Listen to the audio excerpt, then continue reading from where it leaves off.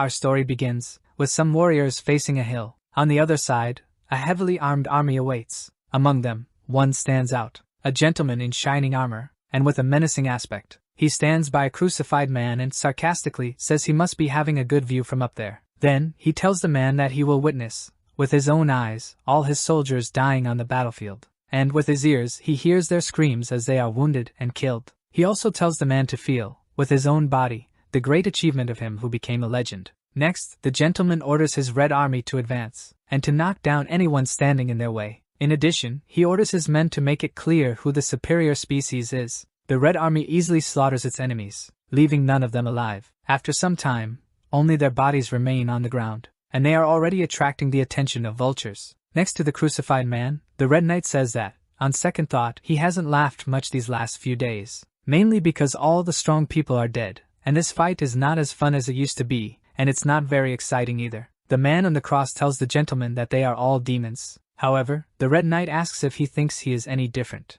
claiming that this world is a hell, and everyone in it is a demon. After some time, in the vicinity of Cam Castle, Leto, a rowdy boy, is running because he is being pursued. His pursuers try to persuade him to stop, saying that if Leto stops and gets caught, he will simply get beaten up, whereas, otherwise someone else will die. They say that Leto is too fast to catch him, and they try in any way to convince him to stop running. Leto says that if they didn't yell all day, they might be successful in the capture. But distracted by this conversation, he doesn't notice a hole in front of him, and ends up falling into the depths. Then, one of the pursuers says Leto should watch his step because there are several holes like that in the region, and he should know it. The other one says they should climb down there and look for him because, if they come back empty-handed, they will be punished. But before going down, his partner warns him about something, and shows a nest trace in the hole, saying that even if he didn't die from the fall, Leto is sure to perish soon. Back to the boy, he gets up after falling. When he encounters a cave, he thinks he needs to find an exit quickly, but as he walks through the dark place, he encounters spider webs that stick to his face, and he doesn't even notice the greater danger ahead. Outside the cave, snow is falling from the sky and covering the ground. As they return, those who pursued Leto wonder what they should do, because the last time something like this happened, a body was required as proof. But they don't want to go down there for anything. But as they walk, they notice a presence following them. When they tried to check what it is, one of them dies instantly, and the other one is extremely shocked by it. The Red Knight says one mouth is enough to answer his questions. Next, he asks why the castle's servants are there. The servant answers that one of the slaves escaped from the castle and they chased him there, but he ended up falling in the spider's territory. Hearing this, the knight says the slave must already be dead, and they just need to put another slave to do his duties. But the servant says it's not just that, because the slave escaped after stabbing Prince Romer in the eye with a fork, and the prince ordered them to capture him alive. But then, the red-armored gentleman starts laughing. The nervous servant doesn't really understand. Then the gentleman says it's funny that the prince is injured by a mere slave, and he doesn't believe that a guy like him will become a king. Anyway, he asks if all the other gentlemen have arrived at Cam's castle, as that was the king's command. But the servant says he hasn't heard anything about it, and asks why the king would visit such a small castle. Since the gentleman doesn't answer anything, the servant says he's leaving. He then runs towards the castle, but before he realizes it, he gets his head chopped off, because the gentleman says he doesn't need extra mouths. Next, he wants to take care of this matter before leaving, because he thinks if someone gets bitten by a female spider, it might become problematic later. After that, he jumps into the hole, and immediately encounters some smaller spiders. However, he has no difficulty fighting them. The gentleman uses a fighting style he nicknames the Dance of Knives, and with that, he easily slices through the spiders. His confidence is so great that he scoffs at the spiders, especially since these are just baby spiders. He comes across them and thinks that this is the first time he finds a male and a female in the same nest. But since the female hasn't shown up yet, he hopes to encounter her soon. After defeating a few spiders, his armor calls him master and asks if it can devour them.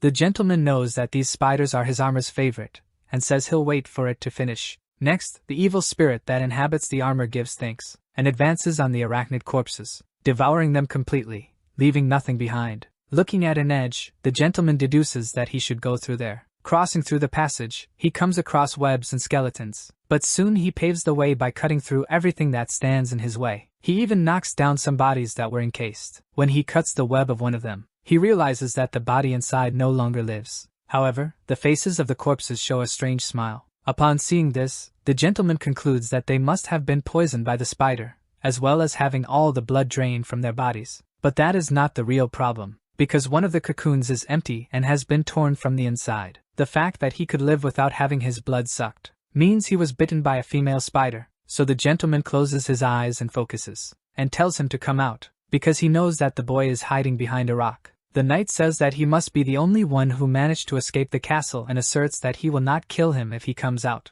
Leto, however, thinks he was discovered and will be killed anyway in the end, but the knight says he will count down for him to appear. This number only makes the boy remember that there are 3 races in the world: the yellow humans, the green people, and the blue elves, the predators that dominated the world. Soon after, Leto leaves his hiding place. The knight says that the boy thinks quickly in such situations, and asks his age. He answers that he is 15, and soon wonders how he will get out of there. But quickly he is hurt, because the gentleman cuts his eyes, and asks if he was thinking of escaping. The gentleman claims that normally he would execute him coldly, but for some reason, he was interested in him. While Leto is nervous about not being able to see anymore, he hears the gentleman question about his story of sticking a fork in Prince Romer's eyes, saying that if Leto makes him laugh, he will spare him. Upon hearing this from the gentleman, Leto wonders what he is talking about, so he can focus on the pain he is feeling. The elven gentleman, however, says that instead, he could simply kill him. But the boy doesn't want that, and reveals that his name is Leto. He tells that half a year ago, some elves killed his parents, while he and his brother became slaves. Leto was in charge of cleaning dog poop, and he always complained about the smell. While doing that, he thought he had to find his brother. Leto knew he was alive because he heard the last time his brother was sold to another territory. While cleaning the dog feces, he thinks the dogs must have eaten a lot,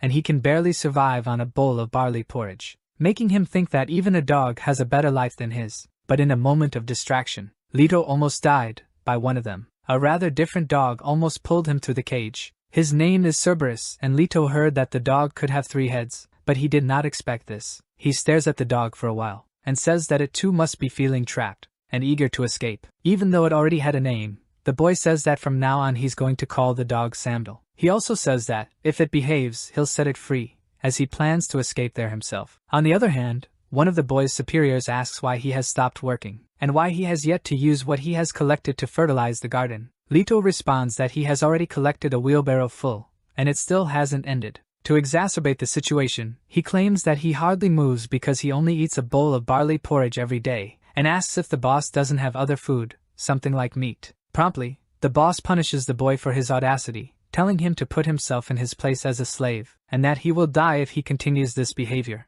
Back in the present, the elf asks if the boy wants to die. He also says that he should skip all this boring part, and go straight to what matters, the part about the fork in the prince's eye. He asserts that the prince lives escorted by guards, and asks how the boy got so close so as to be able to attack him. Leto reveals that, on the night of the attack, the castle was being visited by an aristocrat named Lady Bathory, who came to the castle to see the prince. The boy was in the same room as the lady, the prince, and his guard. As the prince boasted about her visit, Leto observed him, and thought that he was the one responsible for killing his mother. The prince's guard noticed that the boy was too close and ordered him to step back. Leto, however, could only think that he was in front of his enemy. He had planned to escape the next day, but thought the odds were in his favor because this place held a secret that only he knew. Inside the dog's cage lock, he planted 3 seeds 6 months ago, so that, as they grew, they degraded it. Soon, the lock would weaken, allowing it to be opened easily. With that in mind, Leto took one of the meats used for the dog's food, and caught its attention, saying it was time to eat. So, he threw the meat far away, which ended up hitting the guard's head.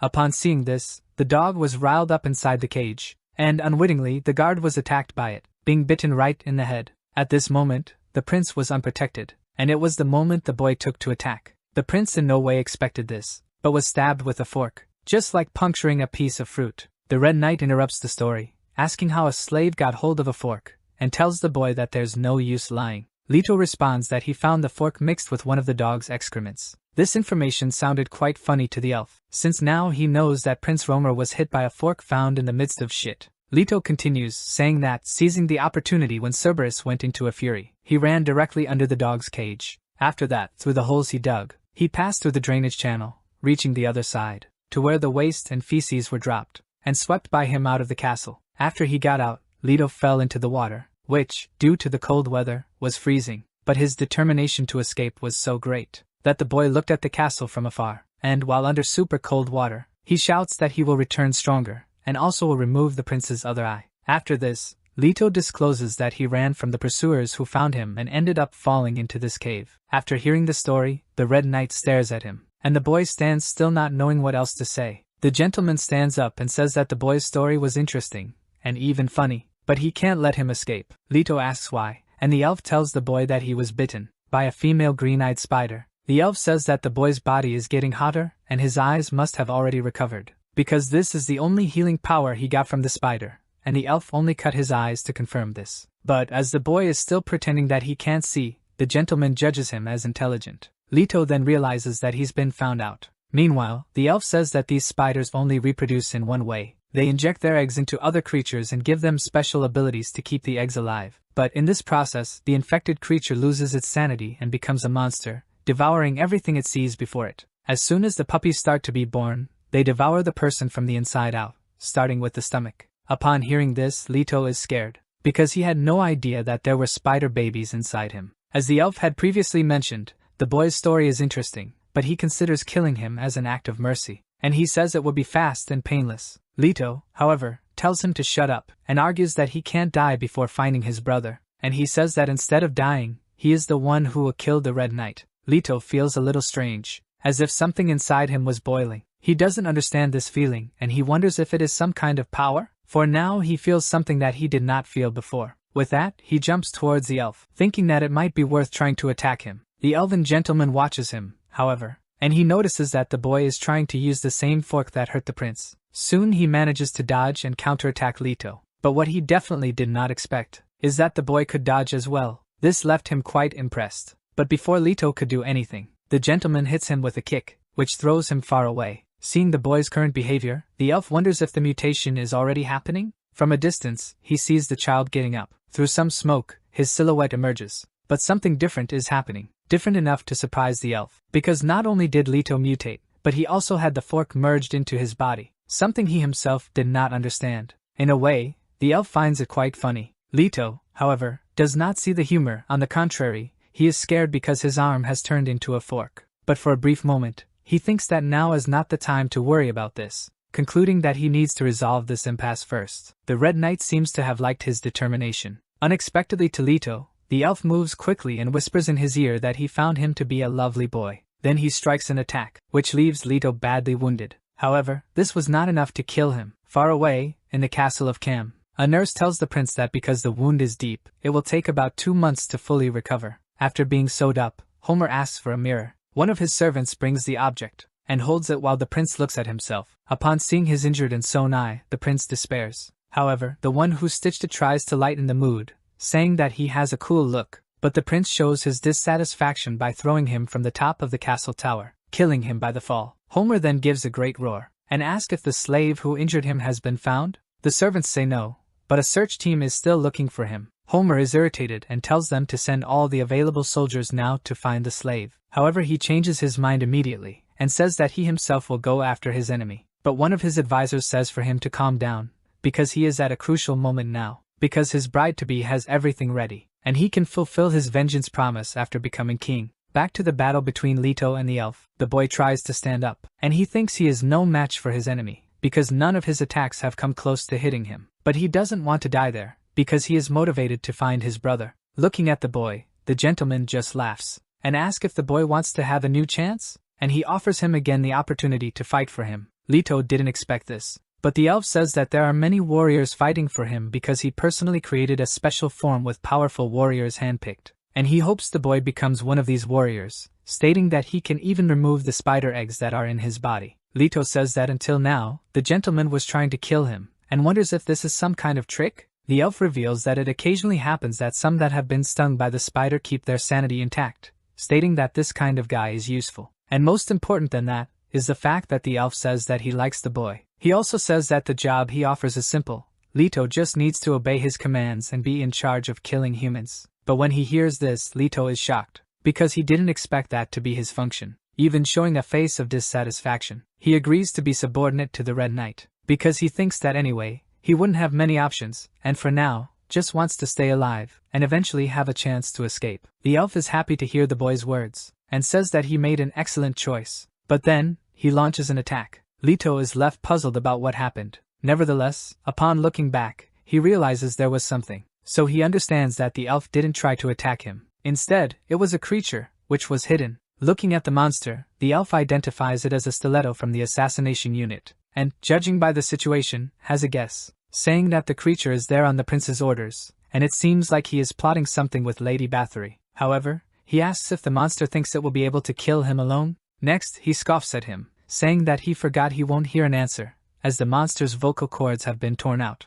But the elf is wrong about one thing, because the monster is not alone. Numerous creatures start to emerge from the darkness of the cave, and move towards him. Seeing this doesn't please him at all. Meanwhile, Leto ponders what is happening and is completely clueless. But upon watching the creatures approaching in large numbers, he believes this is his chance to slip away unnoticed. For him, this is the perfect opportunity. He thinks that when the fight with these monsters begins, he should intentionally lag behind, and through the gap, sees the opportunity to run. After that, one of the monsters charges, and tries to attack the elf directly, but he quickly has his head ripped off by him. Leto realizes that the elf is the only one being targeted. Since he is not being attacked, he attempts to seize the gap to run. The monster who coordinates the smaller creatures sees Leto escaping, and thinks that he shouldn't worry about him, as the spider should handle it soon, because his main target is Cain Ballstein. He believes hiding in the dark and catching him off guard is his best option, so he orders his ghouls to keep on harassing him. However, Cain isn't an easy opponent to defeat. In a way, he easily defeats the ghouls, tearing off their heads with just one swing. Cain Ballstein even scoffs at his opponents, because he slices through them with such ease. But seeing him attacking, the monster assassin thinks he just needs a bit more pressure. Cain continues attacking the ghouls. He dodges their strikes, slicing them up right after. However, from the shadows, the assassin emerges, thinking that his target will never notice him due to his secret technique, because he doesn't have eyes in the back of his head. At least, that's what the monster thought, as his target just sensed his assault through his armor. On the other end of the cave, Leto runs thinking he finally managed to escape, and that his pursuers must find someone else to do their dirty work. He concludes that he first must find a populated place, as he needs to find a beggar who can remove the spider eggs from his body. Then he will be free to find his brother, and get stronger in order to exact his revenge on the prince, and people of green and blue skin alike. Leto wants to cut off their heads at any cost. Regardless, he believes he's doing well. He even has a fork attached to his arm that can assist him on his journey. After scaling, he reaches the top and thinks by now the ugly monster must have killed the arrogant elf. But to his surprise, Cain Ballstein was waiting for him, and tells the boy to follow him. Leto is surprised, thinking he had died. However, the elf grabs the boy's head with his feet to punish him for running away, and says that if he tries something like that again, he will kill him. He also tells the boy not to respond, as he is not in a good mood. Leto says he understands, and Cain orders him to refer to him as master from now on. The elf also says they need to leave there promptly, as more assassins would likely arrive soon. Even angry, Leto obeys, calling him master. Known as the Knife Knight, a nickname gained by slicing humans like butter, Cain led the Red Army in an undefeated march against countless humans, becoming a hero admired among the elves and feared by humans. Out of the 13 remaining knights, Cain is known as the strongest. Lady Bathory says it's heartbreaking to have to kill someone like that, but at least she wants to preserve his body to find peace. Romer says that to become a true king, he must inevitably kill him. If he can't kill him this time, without a doubt, he will bring his Red Army for revenge. The prince knows he has his father's army at his disposal, but many of the men are loyal to Cain. But Lady Bathory tells him not to worry, for Stiletto's killer has gone after him, and even being Cain, he cannot escape death. Even the king would not escape. Romer says it's his fault for trying to deliver the kingdom that he should inherit by right to Cain, so he wishes his father would die beside him too. Then, he asks one of his guards to prepare a troop. Lady Bathory asks if he intends to go after Cain on his own, but he responds that he doesn't, and he goes after the one who left his eye like this and fled. Away from the castle, near some mountains, Cain and Leto walk away from the cave. The boy asks his master if he is not going to remove the spider eggs from his body. Cain responds that he did not give him permission to ask a question. Anyway, he says they are going west and he will soon remove the eggs from the boy's body. Leto thinks that to the west could be where a battlefield is. By staying in the rear guard of the elf, he wonders if he should stab him now, since he thinks he should not trust him since he has no guarantee that Cain will remove the eggs from his body. He may just be using him, and at the first opportunity, he can discard him and kill him, because in the end, he is an elf. So Leto decides and tries to catch the elf off guard. But he makes the same mistake as the killer who tried to kill Cain in the cave, and is countered by him next. Being cut in half, some spiders fly out of the boy's body. However, this was only his imagination, since the boy is smart enough to calculate the situation before acting, and thinks that for now, he needs to stay alive. But he says that one day he will kill him. The elf asks what the boy says, and he changes the subject, simply saying that it's cold there. Meanwhile, he realizes that his hearing is very good. After a while, Leto runs through the forest. Because he's following the elf, he yells to his master, even though he doesn't like calling him that, apologizing for intervening but asks if there isn't another way because he would like to walk slower, because he feels he will die if he continues running. However, Cain says an army of killers must be looking now, and this is the way he and his new servant have to survive. Leto asks him if he's not tired. The elf starts laughing after hearing this. Seeing him this way, the boy doesn't understand what's so funny, especially because Cain said they should move without making big noises. So he doesn't understand why he's laughing so loudly. Soon after this, the Red Knight changes his approach, and abruptly stops laughing. He stares at something in front of him, telling the boy to take a break. A flashback shows us what happened in the cave. After the killer tried to catch the elf off guard, the eye of his armor warned him of the attack, and upon seeing the enemy approaching, Cain swiftly lands a blow on him, tearing his head immediately after. But before dying, the assassin was able to strike Cain. Soon, he feels something different, and realizes he might have been poisoned. Back to the present, he tells the boy that he forgot about it for a moment, as he was often in battlefields, but poisons are the basis of assassins, and says that they are a bunch of disgusting people. Leto asks if it's very dangerous, but in his thoughts, he hopes the elf will die soon. Cain says that if it were a weak human like the boy, he would certainly die soon, but even being something strong, he can block the light and recover while resting. Moreover, his armor helps him neutralize the poison, so recovery will be quick. Leto is amazed to see a face on the armor moving. Next, the elf stands up and tells the boy to stop digging. He asks why the master is being chased being an elf, but the Red Knight tells him not to be presumptuous. Leto quickly apologizes. After this, the elf enters the hole and says that he is going to sleep a bit, and says that he never thought that he would go back to sleeping underground after leaving the battlefield. Leto thinks he might use the elf's sleep as an advantage to escape, but the knight mentions the arenas in his stomach, and says that he's sure there aren't many humans who have the skill to save him, as everyone who tried died, but he knows of someone who can do this. So, if the boy runs he will die. Leto's chances of escaping have gone down the drain now. He then sees the elf burrow entirely into the earth, and stays outside keeping watch. Leto tries to call for the master, but gets no response, left staring into the hole. However, he realizes the elf will only emerge when he feels comfortable, and so, he waits for his return under the moonlight. He knows this would be his big chance to escape, but running away wouldn't solve his problems. Even if he manages to escape the castle, he doesn't know this place very well. Everything will be over once the other elves catch him. And for some reason, the other elves are also after that madman he's supposed to call master, and he says there's a way to remove the spider eggs from him. As expected, the best thing to do for now is to stick with the red gentleman, and from now on, Leto will follow that madman and remove the eggs. When this is over,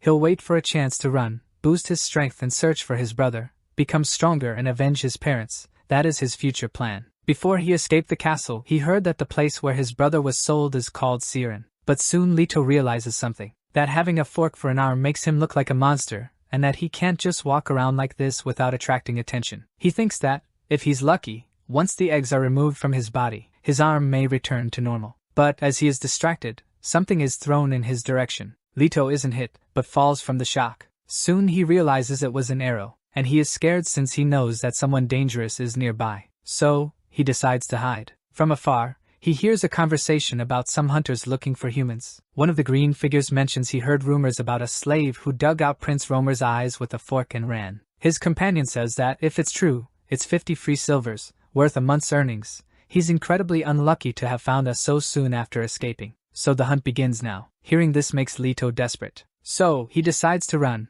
and soon the hunters realize he is a human fugitive. As his companion closes in, the green girl uses a bow and arrow, shooting at Leto, who tries to escape, but he deflects the arrow with his fork arm. Seeing the boy's arm, the hunter deduces he might have been infected by the spider, so he says that they will never catch him alive, so they should kill him before the transformation is complete. The huntress wonders if it's just a coincidence that the arrow was deflected just now or not. Either way, they continue the hunt, and Leto tries to run while he still can. However, he realizes they are drawing closer. The green girl throws another arrow, but misses, and she gets frustrated for not having made her mark. Her companion, equipped with an axe, tries to advance, and clinging to a tree, he lands a kick on the boy that throws him far, causing him to slide down a slope and lie there fallen. Leto tries to get up, but soon notices another arrow coming towards him. He barely escapes, but then sees the threat of an axe swing. manages to evade it by a whisker, and the hunter's axe gets stuck in a tree. He's incredulous as to how he missed. In the meanwhile, Leto is paralyzed seeing him so close.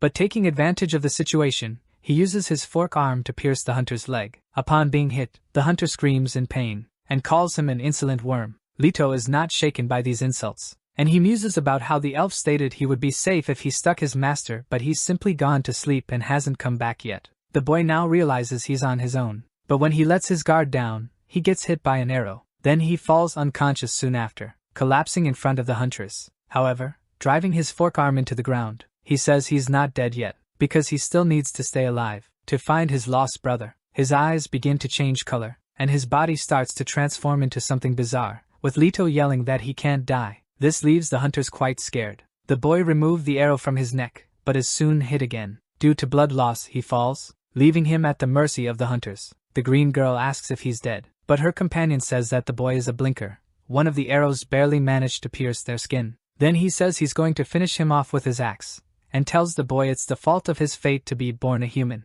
However, before striking him, he hears something coming from the forest, and realizes it sounds like a female voice. From the shadows someone emerges, frightening them, saying that this situation is perfect. The green girl asks who is there, and demands they introduce themselves. The mysterious voice simply says that this is beautiful. Once again the huntress demands that the voice reveal itself, otherwise she threatens to shoot an arrow, but her companion tells her to wait, it could be a noble. However, the girl asks what would an elf do in a place like this, especially known as a forest for hunting and hunters. Then she fires an arrow towards the enemy, but upon staring at the shadow, she sees nothing. She wonders whether she hit it or not. However, when she looks at her companion, she doesn't see him, and realizes that only his axe remained in place. The girl calls for him, but doesn't notice that danger is lurking. When she realized that she was the prey, it was too late. The scene cuts to a wounded man. He and other humans had been brutally killed, while the children had been surrounded by enemies. Among them were Leto and his younger brother, who witnessed many humans being killed in front of him.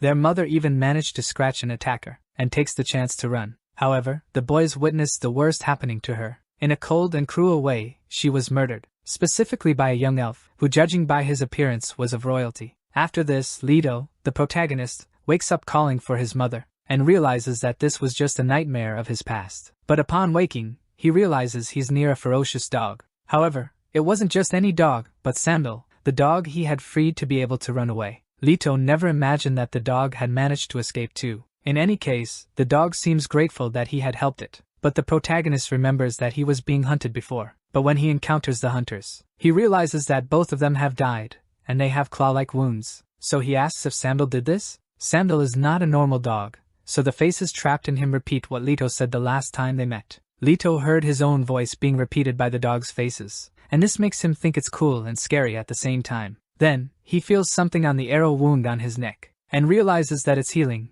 Then he realizes that the spider's power is really efficient. The dog, however, keeps repeating phrases that it hears Leto say, so the boy asks if the dog wants to accompany him, and says if he has nowhere to go, he can follow him. But there's one more person who will accompany them. Leto says he's crazy, but doesn't need to worry about that, because it's temporary. But right next to him, Leto hears a voice, saying that a Cerberus accompanying a human is something peculiar. From the shadows, the Red Knight emerges. Leto realizes that the elf appeared after everything. He immediately starts apologizing, saying he wasn't trying to run away from his master. The elf says he knows that, because he sees that the boy was evading human slave hunters, and not only that, but also survived. Leto confirms that's exactly what happened. But Sandal doesn't like the elf at all, and he also notices that, because the dog stops in front of him and growls at the gentleman, while the fierce dog looks at him. Cain simply fixes his gaze on the Cerberus. But what the dog didn't expect is that the elf would cause an illusion in him, which leaves the animal extremely frightened.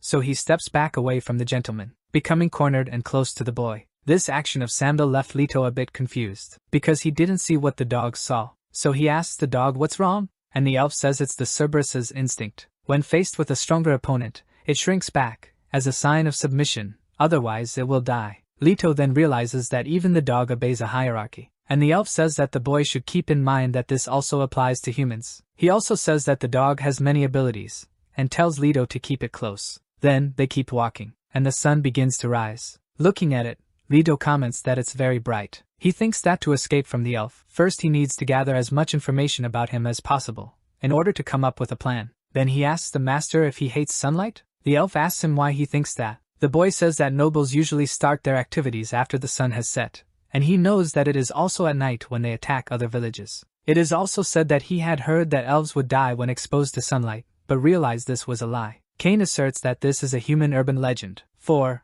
although most elves hate sunlight, he actually prefers it when the sun is shining, claiming that total darkness does not fit this world, asserting that in hell there should always be red flames of sulfur burning. Leto doesn't like this elf's comparison at all, but then, the elf's hand covers the boy, and Cain tells him to duck down. Although Leto doesn't understand why, he does it anyway, hidden behind a rock. The elf can perceive that, further ahead, there was a guard post. He tells the boy that if they want to take a shortcut, they have to go through the post. Leto asks if he can't simply destroy them. Cain responds that, if he confronts the soldiers there, they will immediately use the mark. The boy asks what this mark is, and the elf replies that it is something used by the army. They tie some kind of whistle to an arrow, and as soon as they shoot, everyone around hears the sound. Thus, soldiers and assassins will be alerted after hearing this noise. Soon, Leto understands the gravity of the situation. Cain says they are too far away to retreat. Then he stares at the boy for a while, and Leto wonders why he is being stared at in this way. Sometime later, in the watchtower, someone approaches asking for help. One of the guards wakes the other who was asleep, saying that someone is approaching. Soon, they realize it's a human. The boy, as he approaches, yells that he is a slave from Cam's castle and tells them not to shoot, as he is alone. However, the guard thinks this is a ragged excuse and that the boy is trying to make a fool of him, but the other guard says the boy is a slave from Cam's castle. Besides, their shift will end soon anyway, and they might even eat some meat. With this, he manages to convince his companion, and he opens the door for the boy to enter. The boy thanks him and says it worked. A flashback shows Cain's plan. He tells the protagonist that, if he says he is a slave from Cam's castle, they won't kill him. Soon, he will be able to approach and talk to the guards. Cain states he doesn't care how the boy will resolve the situation, he just needs to make sure they don't shoot the arrow. Leto, however, says it will be hard to hide his fork arm. The elf tells him to transform his arm back to normal. The boy asks how. Cain says he should know, as all the transformed ones he saw knew how to do it. However, this is not the case with Leto, for he tries his hardest, but he can't. After that, the elf strikes him, and the dog protects Leto from getting hurt.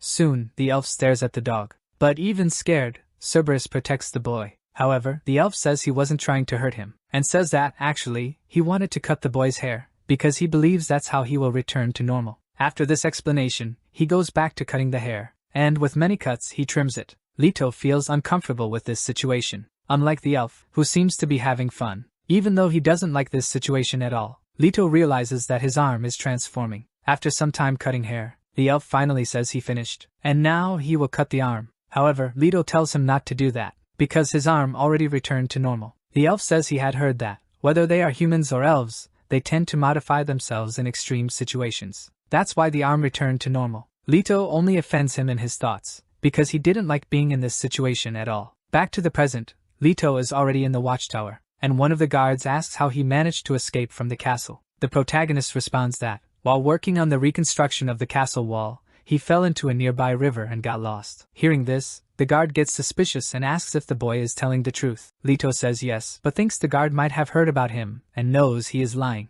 However, that's not the case, as the guard says the boy was lucky and tells him to sit down and wait, because, as soon as their shift ends, they will take him back to the castle. While the boy distracts the guards, Cain watches them at a distance, and thinks that taking that arrow without killing the sentinels would be impossible. Only those who can ruthlessly eliminate other lives can survive in this cruel world. Now he wants the boy to show he has what it takes to survive in this hell. He wonders if he has the qualifications to become a demon. Back at the watchtower, Leto sees the arrow with the whistle, and thinks about how he is going to grab it. But before that, he knows there's no way to hold on without a fight starting. The only choice is to kill them, but he has never killed anyone before. If he runs carelessly, he will be the one who gets hurt, so the only option is to kill them instantly. Then he hears the guards' conversation, and one of them says he recently had a daughter, and she is now 2 months old. And when he saw the baby who had just come into this world, he thought it wouldn't be a waste, even if he gave up his life. Leto listens carefully to this dialogue. The guard continues, saying that it's one more mouth to feed,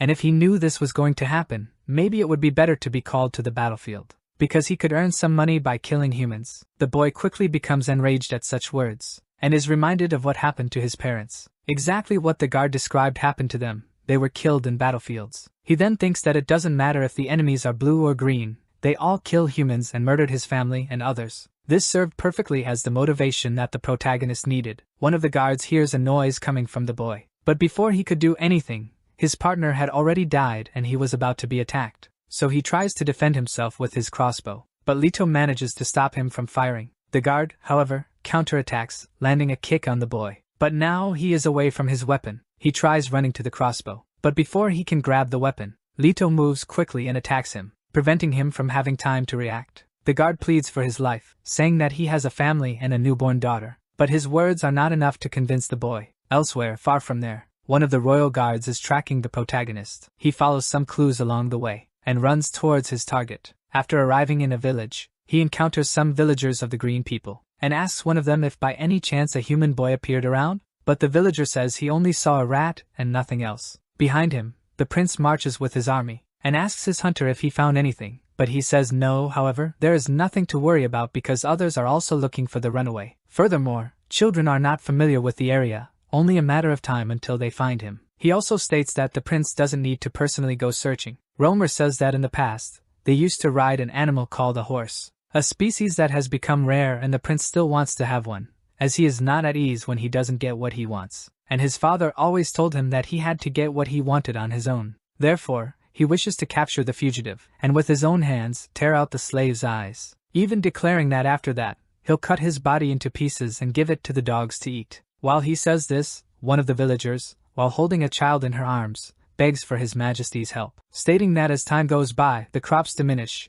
but the taxes double, and they don't have enough food to get through the winter. She thus begs the prince to give them some food, just enough for the children to eat. Next, the prince asks if she is asking for his help. Then he says that the only thing he can do is cut off her hands and give them to the child to eat, or perhaps he could feed all the villagers with just one arm. And not just that child, but they could easily gain weight anyway, even with just a little food. So, the prince tells her to stand still, because he is going to cut enough to feed everyone. Frightened, the woman shrinks back, but the prince's blow is interrupted by a noise around. His bodyguard hears the sound of the arrow with the whistle and says that it seems to have come from the guard post, and they might have found something. So, the prince commands everyone to move there. Back to the protagonist, he laments what he has done, because it is the first time he's killed someone and is shocked by it. For a moment, he reflects on his actions. However, he concludes that it's not a big deal, so he gets up from the ground, saying it's the guard's fault for being born as one of the Green people. But he hears a sound coming from outside, and when he looks toward the sound, he notices a commotion. Other guards approach,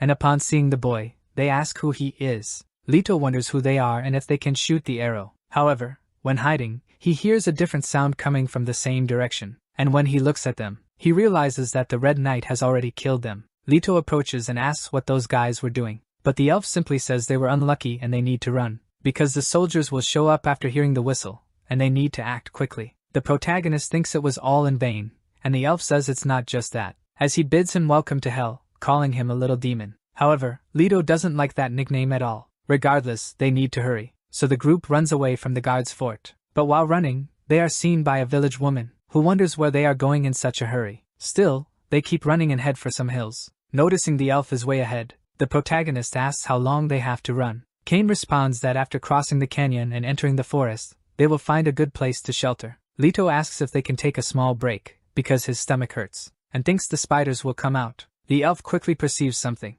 and holds the boy, dragging him to a ravine. After descending and leaving the route, Kame says they are being pursued, and the pursuers are close. Leto asks if the soldiers have already arrived, but the elf responds that, in truth, they are assassins, and they will soon launch an attack. Thus, they hide by the edge of a river. Leto tries to observe the location more attentively. He looks down and sees a river. Looking up at the sky, he realizes that there are some mountains around, but he says he doesn't see anyone around. However, the elf says it's not about seeing, but intuition, like a sixth sense. Leto, however, thinks it's nonsense. Kame says that as you face enemies on a battlefield, you develop a higher perception of things such as madness, and also the feeling of fear, the burning rage of some fighters, which they use to kill their enemies, and allows them to carry out cold-blooded executions. After the collision of so many feelings, what comes next is calm. Leto says the elf is spouting nonsense again. However, the elf says he'll find that after spending time in a place like this, he'll be able to feel what he can't see, a killing intent directed at you. From afar, Kane notices someone approaching, and says it's quite bold of an assassin to face him head-on. Like a shadow, the assassin nears, holding a scythe in hand. The mysterious creature moves under the water, and through this, the water moves around him, using the river's water to its advantage, as if it were a smoke screen. But instead of smoke, it uses the water to camouflage itself, and disappears from the elf's sight right after. The protagonist is amazed at the disappearance of the assassin. However, Kame assures he will return. He was right, for the assassin quickly reappears behind them, in an attempt to catch them off guard. The assassin wastes no time and attacks, but the elf isn't easily caught unprepared, unlike the protagonist, who is face to face with a blade. However, Kame strikes the assassin, pushing her away from the boy. The two start to fight on the edge of a cliff, but this doesn't seem to be a problem for Kame. He charges with his blades towards his opponent, who, in turn, is able to jump high, and use this as an advantage to attack Kame from above. However, the elf is an experienced fighter, and doesn't provide openings for his enemy to attack him. After his attack is interrupted, the assassin retreats, distancing himself. Kame says his opponent is indeed skilled, even when fighting with just one arm. However, the scythe-wielding assassin points out something about the elf, and makes him realize that his armor was hit, and he hadn't noticed. The inhabitant of the red armor seems to have felt the blow, but quickly recovers. Kame thinks his armor is still recovering, due to the detoxification, and Quarren's power is weakening. Anyway, it has been a while since he met a guy who emitted so much energy. On the other hand, the protagonist knows that the more he thinks about it, his best chance of survival is to stick by the elf. In this case, earning a few points by staying by his side wouldn't be wrong. Immediately, Leto thinks he wants to show off his skills and prove that he can easily defeat any enemy, just like he did with the green guards. Then he shouts to his master, saying that he will help him. But the elf tells the boy to be quiet, and he will kill him if he intervenes in his battle against the assassin. Then the protagonist remains quiet in his corner next to Sandal, obeying what his master commanded. Leto thinks that the elf will probably win, but still, if he could be hit a few times, it would be quite satisfactory, so he begins rooting against Kame. However, the red-armored knight does not give his opponent any rest. He fiercely attacks the masked man, who decided to use a different strategy, using the water to his advantage. He disappears into the current, and the elf loses sight of his enemy. But for a brief moment, he notices something approaching, and he nearly gets hit, but barely manages to counterattack. The assassin stops on the other side, and Kame gives a sarcastic smile for having wounded him. But he gradually realizes that it's not quite the case, because where he managed to hit the enemy, slowly begins to heal. Similar to his red armor, only the assassin's armor is different, something that Kame himself recognizes as a living armor, and he wonders how an assassin obtains something like that. Either way, this isn't the most important thing now, and Kame states that he will finish off his opponent and take his living armor, which will serve as food for Kairon. Above all, he wants the fight to be more entertaining. Back to the protagonist, his faithful friend is troubled by something. Leto asks Sandal what's wrong, but he soon sees that danger approaches, for the soldiers have finally reached them, so he shouts to his master, who, incidentally, did not appreciate being interrupted at all. So the elf requests a recess in the battle, and advances towards the boy. Just as Leto was about to report what he saw, Kame grips him by the throat in anger, for he had previously warned him not to interrupt, and asks if he wants to die. However, the boy says he just wanted to warn him about the arrival of the soldiers, and in his mind he says it is he who will kill the elf. The master says, so they've already made it here, and the boy asks what they will do. But before Kame can answer, the assassin calls him, saying they should delay their departure until later, claiming that it all loses its meaning if he can't kill Kame with his own strength. However, Kame says he talks too much, and moreover is an assassin with a gentleman's discourse. The assassin says that Kame committed the same sin as he, and the only way they can be forgiven by the almighty albino god is through death. Then, after that, he uses the water once more to camouflage himself, and before leaving, he tells Kame to stay alive, because he will return soon. Leto is left impressed at the assassin disappearing again, unlike the elf who feels frustrated. Not far from there, one of the prince's men says they found them, and the prince wants to take a look for himself, but he says he can't see anything. He hasn't realized that he's trying to see with his patched eye, and his soldier tries to warn him, but at the same time is startled by the prince's reaction. This time, using the other eye, he confirms that the boy is the slave who wounded his eye, and next to him, in red armor, is Kame. Romer didn't expect the knight to still be alive and wonders what the hell the assassins are doing and where they are, calling them damned foolish believers. His bodyguard believes they should wait for more soldiers before facing Kame. The prince thinks he can't just run away, for it would be the butt of jokes. He knows he has more numbers on his side, even 2 knights. If he can kill Kame here, no one would despise him. Then the prince gives the order for his men to advance. Contrary to the advice of his guard, the soldiers get ready to shoot from a distance, and with a giant crossbow, they fire a rope with a hook. Once it latches on the other side, they prepare to zip line down.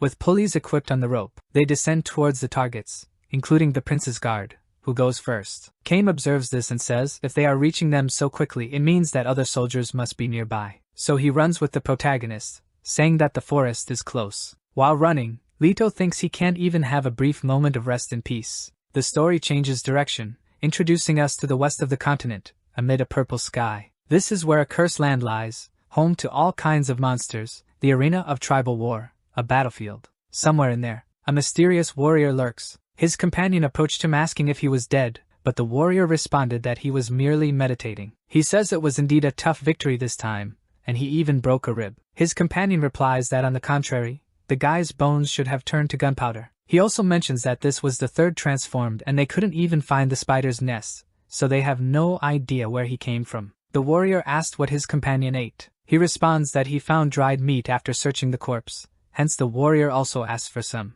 And after a rat comes out, he says he was startled, but his companion tells him not to say that because it might hurt his pet. Then, he also says he has a bad feeling about this and worries about Kame. The warrior says his companion's hunches are almost always right, and asks if they should really go see Kame. He replies saying that he has in fact already sent Yara a few days ago and still has a lot of work to do there. Back at the protagonist's core, he and his master ran into the forest, but they were followed by the prince's soldiers. While the green men searched for them, Kame and Leto sneak around the trees. In the meantime, the elf counts soldiers, and how many are with Kant and the prince. Looking at Romer, Kame sees that he is indeed still a child. Either way, he stays hidden. But looking at one of the soldiers, he realizes that he's never seen him before. The presence of this one seems to be indeed terrifying, so much so that Samdal identifies the danger and starts to growl, and Leto tells him to be quiet. Then, the elf asks if the boy is ready. Leto asks if he will have to fight right now, as there are about 20 armed soldiers following them. Regardless, Kame presses on,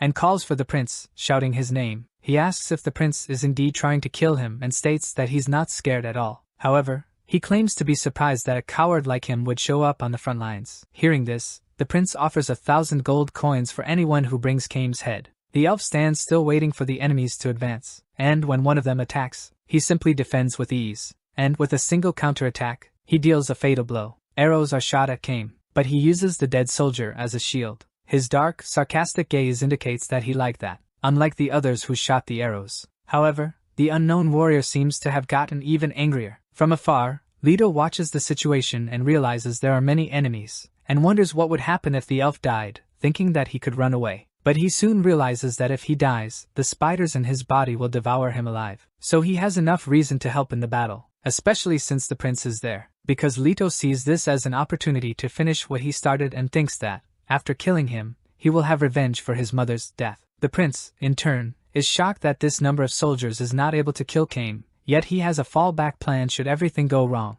But looking around, he comes face to face with the one who hurt him before. Kant realizes that the boy is transforming and wants to take care of it right away, but the prince says that his job is to protect him from Kame. Then, he talks about the protagonist as merely a slave, and it shouldn't be too hard to take him down alone, precisely because he wants to retaliate eye for an eye. He also claims he will become king of the elves in the future, and with his sword, he will cut down the protagonist just to show off his warrior talent. But his arrogance kept him from acting and he ended up taking a hit in the face again. This time though, the protagonist had a rather large fork. In the castle, Lady Bathory stabs some cherries, and says that Kame's castle has the best ones. Similarly, the prince was stabbed again, and lying on the ground, he screams in pain. Romer tells the protagonist not to get close and vows to kill him yet. Leto, however, says that no matter how much pain the prince is in, it's not even comparable to his, as his family, friends, and everyone he knew died because of the prince. So what he's feeling right now is nothing. While the prince cries in front of the opponent, his guard, in an effort to defend him, advances towards the protagonist. Leto is struck and hurled towards a tree. Due to the impact, he feels a strong pain. Meanwhile, the guard approaches the prince. Romer, in an extremely arrogant manner, states that he is completely blind now and demands a doctor immediately. However, the guard apologizes and asserts that they do not have any doctor there, so they need to return to the castle for any type of treatment. Thus Khan takes the prince on his back and tells the soldiers that he is going to retreat and bring the prince back to the castle. Soon it's up to the big guy to take the lead. Before leaving, the prince only tells them to ensure they capture the slave alive, for he wants to prepare his head and cut it off himself. The big guy tells 2 of the soldiers to take care of the boy and kill him before he fully transforms. Leto, in turn, prepares himself, and waits for the guards to get closer. But what the enemies did not expect is that the boy was accompanied. His faithful squire catches them off guard, but while the Cerberus was attacking, other guards shot arrows at him, hitting him. Seeing this makes the protagonist concerned about the dog. This leaves him vulnerable enough for one of the soldiers to strike him with his shield. With the boy on the ground, the enemy tries to kill him with his sword, but with his forked arm, Leto protects himself. Even so, the soldier tells the protagonist to just relax, because he is going to kill him before he transforms into a monster, asserting that, if he becomes one, his brother will not recognize him anymore. Leto is almost gravely injured, but the enemy's words make him angry, so he tells the soldier to stop talking nonsense, and with the strength of anger, he manages to deflect the sword with his forked arm, until the sword begins to break, and finally, it is completely destroyed. The soldier does not understand how this happened, but being stunned, he doesn't notice that the protagonist has approached, and he impales his throat with the fork, saying that, at this point, he no longer cares about being compared to a monster, as long as he can use that to kill his enemies. After tearing him apart, the protagonist admits he has indeed become a monster, and gradually, his transformation progresses. Thus he manages to go up high, leaving the other soldiers astonished, for he has indeed transformed into a real monster,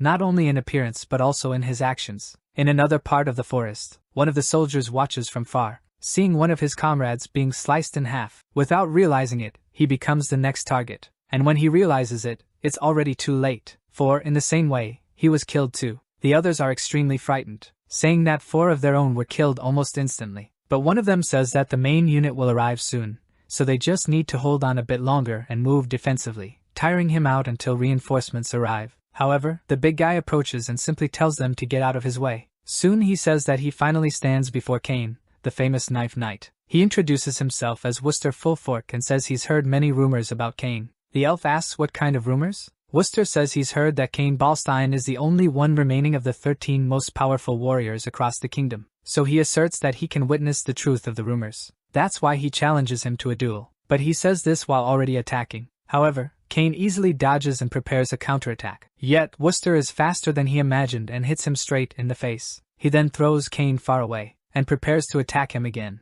With his weapon, he hits Cain, impressing the other soldiers, who couldn't believe what they saw. Cain, lying far away on the ground, hears Worcester saying it's really a shame because if he had been born 10 years earlier and joined the war, without a doubt, he would have led the Red Army. His accomplishments, and even his seat as the strongest knight of the remaining would have been his. But now that the wars against the humans have ended, there's no place for grand conquests anymore. However, if he wins this duel, his reputation might increase. He claims that he'll become a young and handsome great warrior who single-handedly defeated the kingdom's traitor, and his name will forever be remembered. But his joy, for a brief moment, is cut short, because Cain gets up and starts to laugh. Worcester asks what is so funny. Cain spits something onto the ground, one of his teeth that fell out from the blow he received, and he says that Worcester has too ugly a face to become what he desires. He doesn't like hearing that at all, and he advances, saying he will kill Cain. But when trying to strike his opponent, he realizes that he has left his field of vision, and before he realizes, Cain reappears and stabs him in the legs. Worcester falls to the ground,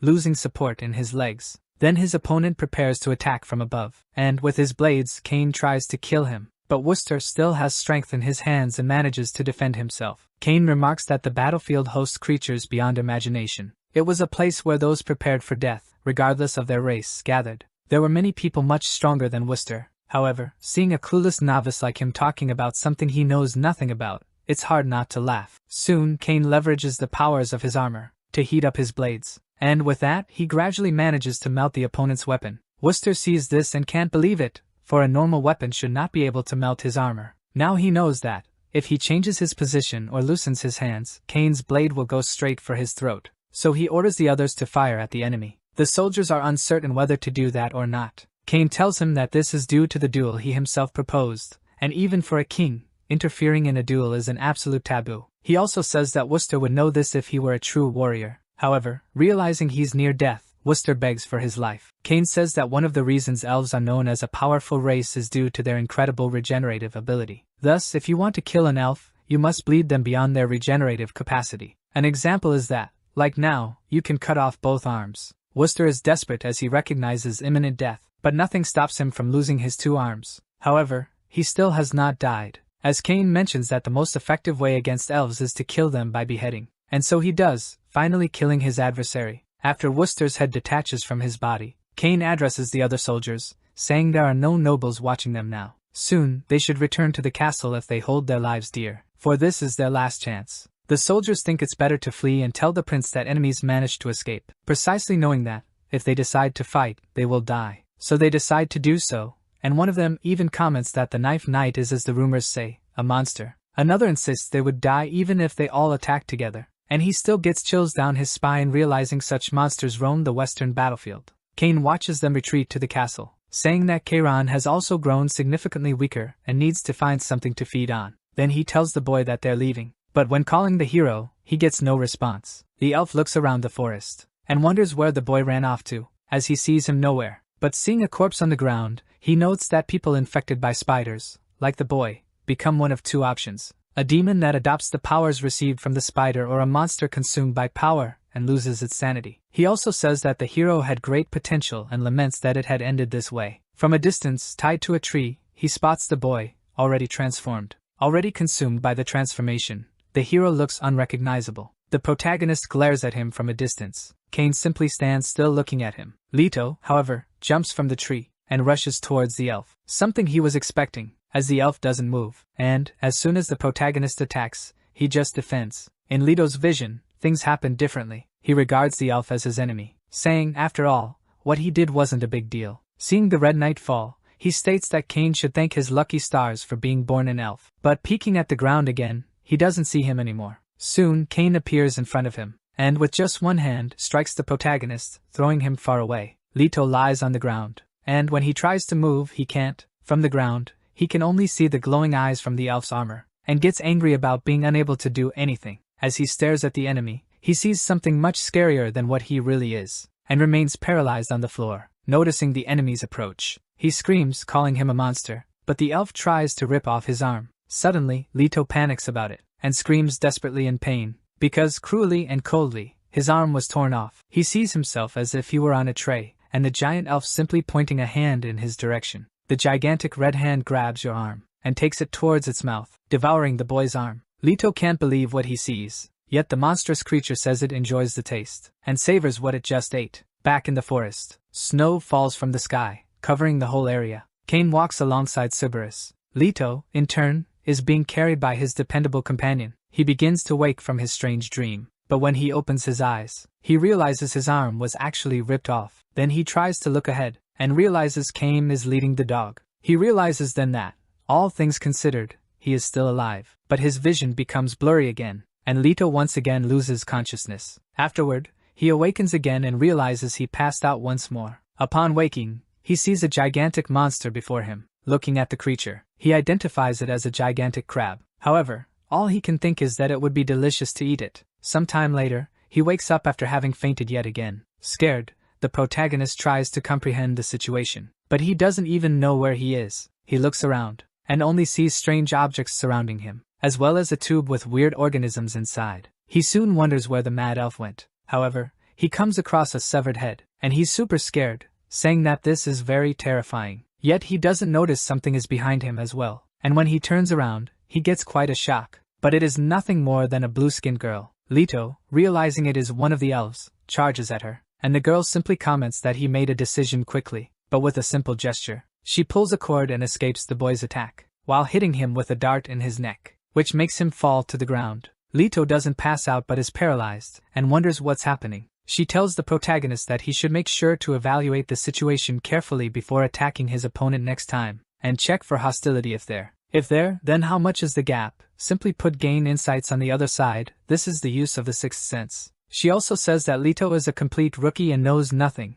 soon asks what Kane wants with a human like him. That's when the protagonist realizes she knows the elf. Then, she says she's going to remove the paralyzing needle and he should behave, so she can remove his spiders. Leto is doubtful about how she's going to do it, but she just says that means she is his lifesaver. After performing the procedure on the protagonist, the elf girl leaves the den. Once outside, Leto realizes he has been inside a giant crab all this time. He wonders if this is a dream. Suddenly, Sandal appears and greets his friend. The protagonist says the dog is quite resilient, and the girl says she has finished with his treatment. But Leto hears someone say he survived again, and it seems that Lady Luck is on his side. Then he realizes it's Kane, saying he fulfilled the agreement, removing the spiders from his body. From now on, the elf states, the boy will serve as his shield till death. Leto thanks him, but isn't sure if he'll be fine from now on. Either way, the girl calls him, and shows him one of the spiders that was inside an egg stored in his stomach, saying it was about to implode. The protagonist is shocked to see the spider and learn that it was in his body. She says this spider has 2 horns on its head,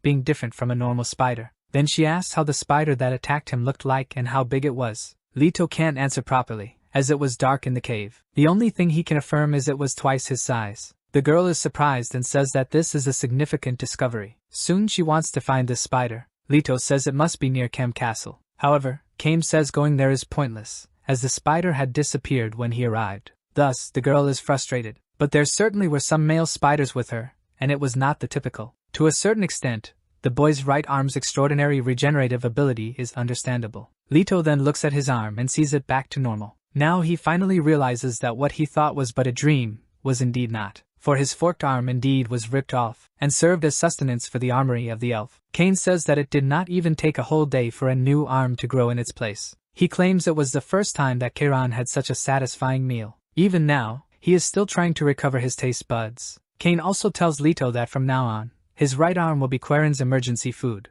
The protagonist thinks this is dangerous, and is no longer sure he would stay alive by being near the mad elf, then concludes he needs to make his escape as soon as possible. Leto thinks that right after the madman marked him as emergency food, he cut off 2 of his fingers and used them as food for his armor, with the excuse of putting his regenerative abilities to the test. Then the protagonist feels the urge to murder him in the most agonizing way possible as soon as he gets the chance. In less than an hour, his fingers were nearly restored, and after this, the crazy elf wanted to test the regenerative capacity of his left hand as well. Leto thinks that if it wasn't for the witch saying that only the right arm has quick regenerative power, then his left side would also have been cut off. The elf girl's name is Korn. She said she was a witch whom the protagonist only heard about through rumors. On the outside of the crab house, Korn hears about assassins with living armor. Kane says the armor of this assassin was not on par with Quarren's, but it was definitely a living armor indeed. The girl wonders whether to acquire a living armor. Wouldn't the approval of the Grand Master of Witches be required? Because an ordinary assassin couldn't just attain such a qualification.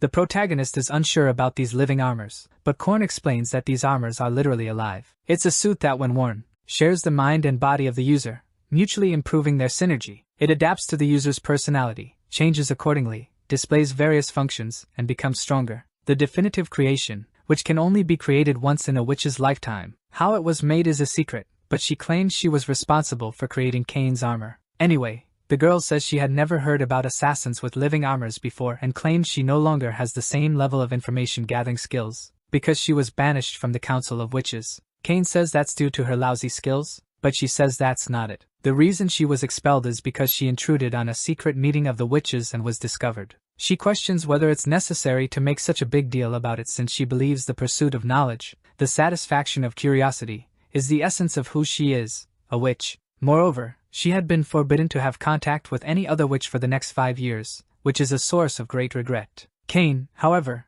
has his mind elsewhere. He can only think about the encounter he had with the assassin and the very last words the assassin said. He quickly concludes that perhaps it is because he has been on the battlefield for too long. However, something is happening beneath the surface of which he is not aware, but he claims he will uncover it eventually, then gets up and bids Korn goodbye. The girl says that if Kane is thinking about killing him, he must bear in mind that the prince will soon become king, and concludes that the king won't stand idly by. So she asks if Kane is planning to wage war against the king. He replies that as soon as he reunites with his army on the battlefield, he will get the prince's head, and anyone who stands in his way, including the king. Hearing this makes the girl think that it's typical of Kane to say something like that. Next, the elf calls for the protagonist. However, Leto says he can't leave now, because he must find his brother, who was captured and made a slave like him, but was eventually sold off. The protagonist says he heard he was sold to Siren Castle, so he pleads with his master to let him find his brother, claiming he won't try to escape and will even hand over as many pieces of his right arm as necessary. After being stared down by the elf, the protagonist awaits a response. However, Kane just turns around and says they will be heading west. Immediately, Leto gets frustrated with him, saying that he's not in the mood for games and wants to find his brother above everything else. He would rather resist and make a scene than willingly go along.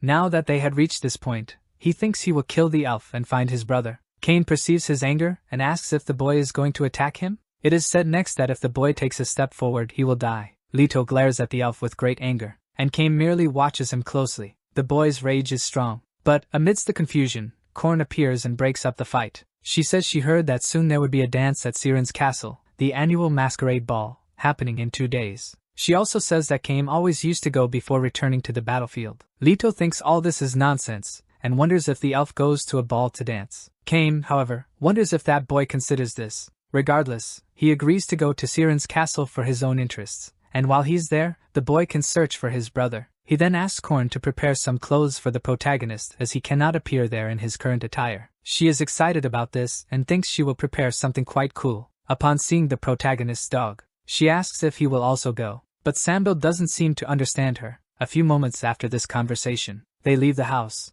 and the girl announces she's finished. Soon Leto is seen in an outfit resembling a uniform. Upon seeing him, Kame says he is minimally presentable, and asks if he's ready to go. The protagonist says yes, as he wants to save his brother more than ever. That evening, in Siren, northeast of Kem Castle, in the middle of a human city, also dominated by green people, some walk amidst the city's poverty, but the green people stand out among the humans, and sell the children as slaves. Soon, an appraiser takes a liking to a human child and buys him, but the seller is not happy with the payment, stating he needs to hunt them for his survival and therefore demands a higher payment for what he has brought, especially since there aren't many of them. The buyer states that it is not his problem. The aristocrat's wish is to prevent the pure blood of the elves from mixing with other races, or at least that's what they say. That's why they only approve children. Either way, we will always lend a hand to a youngster like this, so bring more. For in Siren's castle, only young slaves are accepted. The seller then says he should pay a higher price for more slaves, but the buyer says he will do that next time. They both are suspicious of this response, but still, they close the deal. Inside the castle, a noble elf savors a wine he likes quite a bit, and comments that the ball is near. Meanwhile, someone addresses him as Count Pillar, saying that his mask is ready,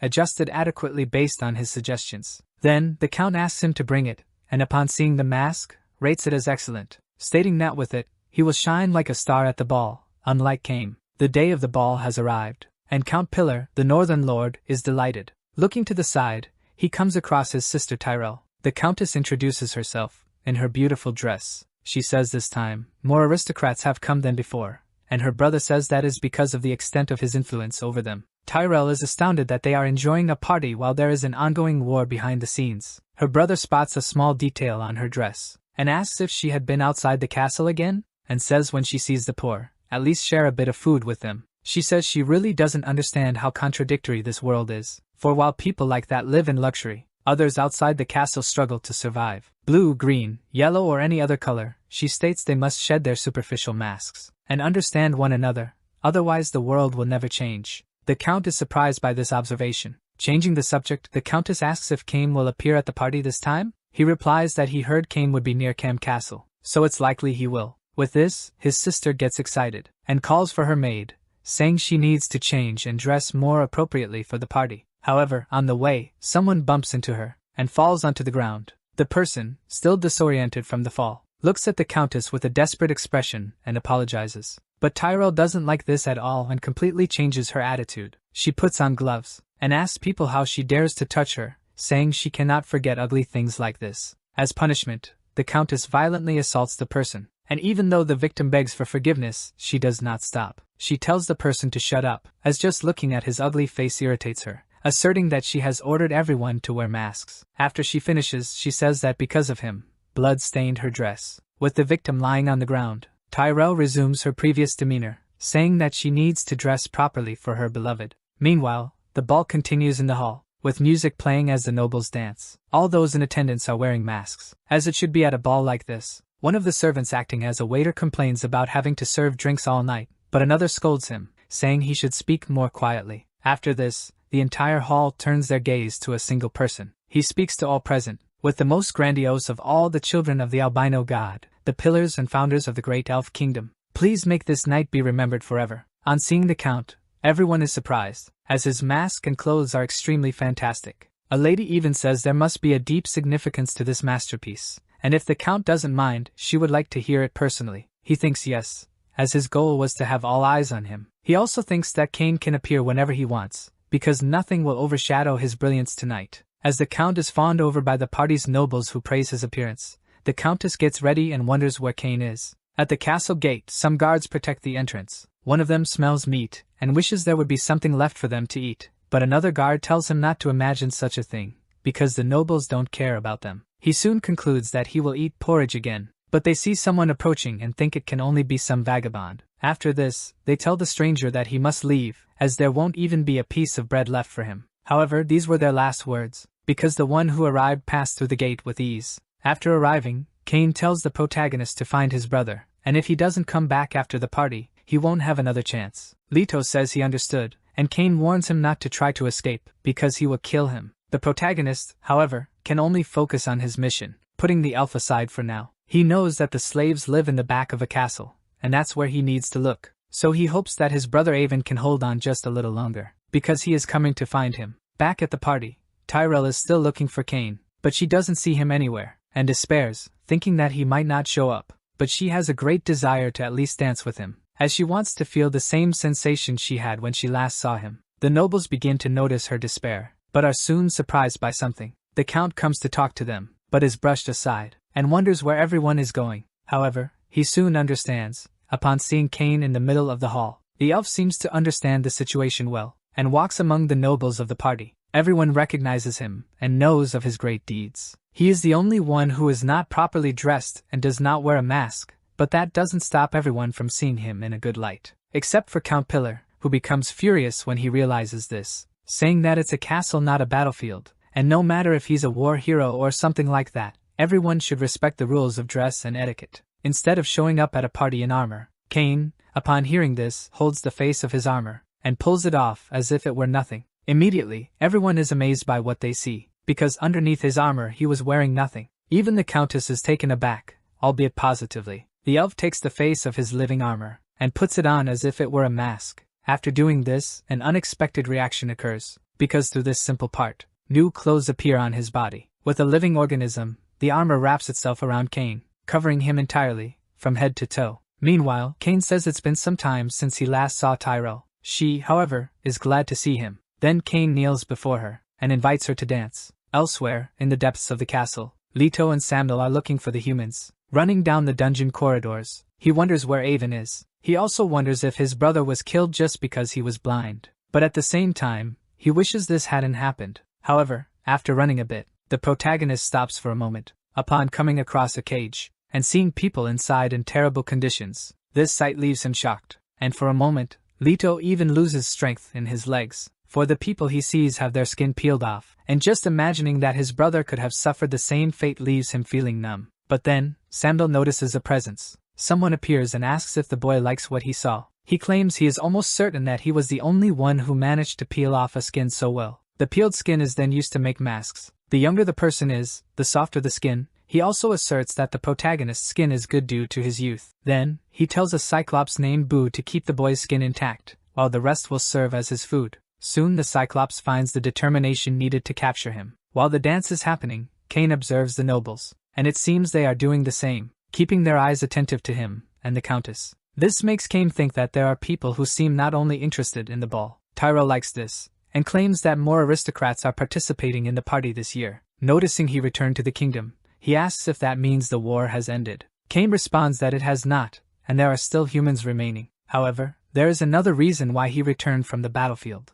The Countess asks what motivated him to return, and guesses she might be the reason. However, Cain says he returned only to kill Prince Romer. She does not understand and thinks it is a joke. Cain claims he is not joking, and he takes down anyone standing in his way, but she says he should not worry, as she will stay by his side. On the other side, the Count is also dancing, but in anger, he harshly grabs a lady's hand. She says she does not know what the Count has been doing all this time, as he is not even paying attention to her. She will soon look for another partner who is a gentleman. The Count becomes furious and thinks that everyone was focused on him before Cain arrived, and he does not want to let his rival be the center of attention all the time. Pillar can feel this. Everyone seems to be enjoying the ball, but they are subtly observing Cain. While aware of this, they are silently looking at Cain as if he was the star of the stage. But the Count feels his deserved spotlight has been stolen, and cannot forgive his rival for this. Across the hall, his sister is dancing with Cain. To the rhythm of the music, she gets involved, thinking that her feelings are further surfacing. Her total focus is on Cain, as they spin against each other like a whirlwind. She thinks that this is the final moment when the two merge into one, and wishes that this time was just for the two of them. In this space, even the concept of time is lost. Soon she imagines herself in the center of the universe, dancing along with her lover, as if the two of them truly were the center of attention for all the stars. Something that, at least at the party, becomes reality, as all the attendees watch the couple, until at the end of the dance, they give a standing ovation for their performance. Cain gazes closely at the Countess, and her eyes shine when she sees him, for she imagines that he is a star that she would like to reach just once. But before anything more romantic could happen, they are interrupted by the Count, who, in turn, is in armor and accompanied by guards. One of the nobles asks what the Count is doing, for it is rude to bring weapons to a party. Angry, Pillar tells him to be quiet. The ball has ended and he has an important announcement to make. He says he was just informed about a decree of the kingdom, and asks one of his men to recite it. The guard does so and reads that a knight's oath is a promise to defend the kingdom and protect the king. Breaking the oath is a grave offense because it is equal to betraying the king and the kingdom, as well as denying the albino god. Knight Cain Balstein, for the crime of murdering the king, must be sentenced to death. Tyrell asks what his brother is saying, as he does not believe that Cain killed the king. Other nobles do not believe it either, as they have not heard news of the king's death. They even think it's some kind of joke, wanting to go to the capital to check for themselves. Yet the Count yells, asserting that the king is dead. It also says that Cain is the only knight who returned from the battlefield, making him even more suspected of having killed the king. Upon hearing that, Cain realizes why he was called back, concluding that the prince's plan from the start was to kill the king and lay the blame on him. And, judging from what was said, the king must indeed have died. He wonders why the prince wants to usurp a throne that would already be his eventually, saying that Romer is impatient. But he's careless, as the elves there will not believe him, precisely because of Cain, who was at the forefront and championed the superiority of the elves more than anyone else. The nobles present indeed cannot believe this and wonder why a war hero would perform such an act. However, the Count asserts that Cain would have several reasons for doing this, and now he says that he will reveal the secret of this war hero, alleging that, recently, a witch discovered a curious fact about Cain, and according to what was discovered, Balstein is a mix of elf and human, not being a pureblood. Therefore, he would be just a human wearing an elf mask. But even Cain does not believe this and wonders if he heard correctly what the Count just said. Nevertheless, Pillar says that it is time for Cain to be repaid all the humiliation he deserves, for his gravest sin was discovered today, and he will witness the end of his rival. After this, he orders that Cain be killed. Then, soldiers who were in disguise remove their fancy clothes and start attacking. Then, the other nobles ask what's happening. Cain, however, expected something like this to happen and hopes to have the opportunity, later on, to ask the Count directly about the nonsense he said. But now, he wants to enjoy what comes next. Back in the castle's dungeon, in the dark corridors,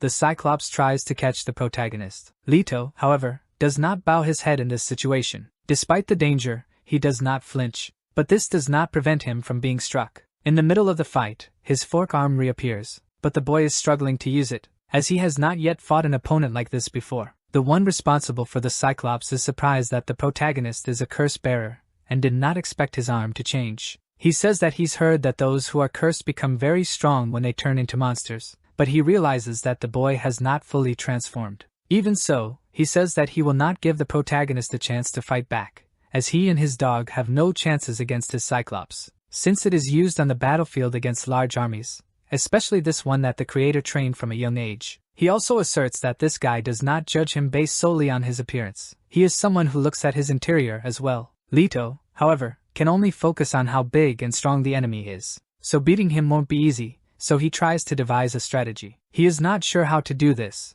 but thinks he needs to get stronger like he did last time, as this is the only way. The protagonist remembers the conversation he had with Korn before they set off, when she said that he was lucky to return to normal after fully transforming. For if Cain had not helped him, he could permanently lose his sanity, and never be able to return to what he was before. This leaves Leto puzzled, as he wishes to return to normal to find his brother. Then he thinks about using the surrounding scenery to his advantage, and considering the characteristics of the enemy, he imagines that fire might be useful. Considering an alternative, he sees that Samuel has assumed his most aggressive form, and he promptly remembers that Korn said that the Cerberus was very talented. Then the protagonist should train him. Leto and Samuel face the enemy. The protagonist knows that Cerberus have the ability to transform their bodies and make them larger. Because it cannot be changed at will, training is required. They can also mimic sounds that they hear directly. Not only that, but other incredible abilities too. Another thing they have is the ability to read the thoughts of people close to them, and mimic them with a sound.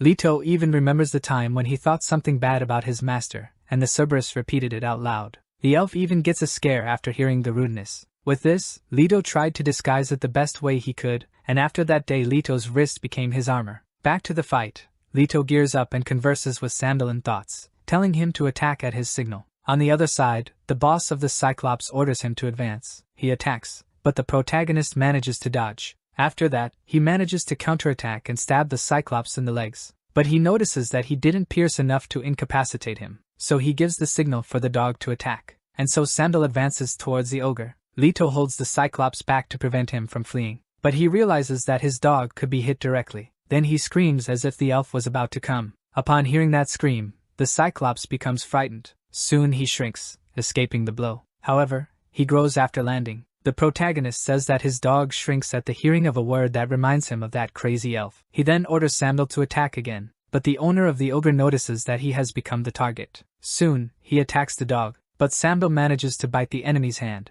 and takes the torch he was holding. Thus the enemy is left without a torch, and he panics because now he's in the dark. Not only that, but all the torches in the hallway were put out, so the enemy realizes that the boy knows that Cyclops do not see well in the dark. He says that's right, as his brother is also blinded by illness. He can easily tell just by observing his behavior, the color and shape of the eyes. Leto knows that the Cyclops is not completely blind, but now, with the lights out, he won't see anything. Soon he will become more vulnerable to the attacks. The owner of the Cyclops orders him to attack, and even without seeing fully, he manages to hit the protagonist. Leto definitely feels the pain of the impact as he was pressed against the wall, and then he was thrown by the monster. The enemy says that although the Cyclops' eyes are not good in the dark, his work just fine, and with that, he can direct the attacks. Afterward, he tells the Cyclops to listen to his voice and attack where he commands. Leto is frustrated to have his attack interrupted and feels the pain of the blow he took, but now he's ready. His focus is to find the location of where his brother is,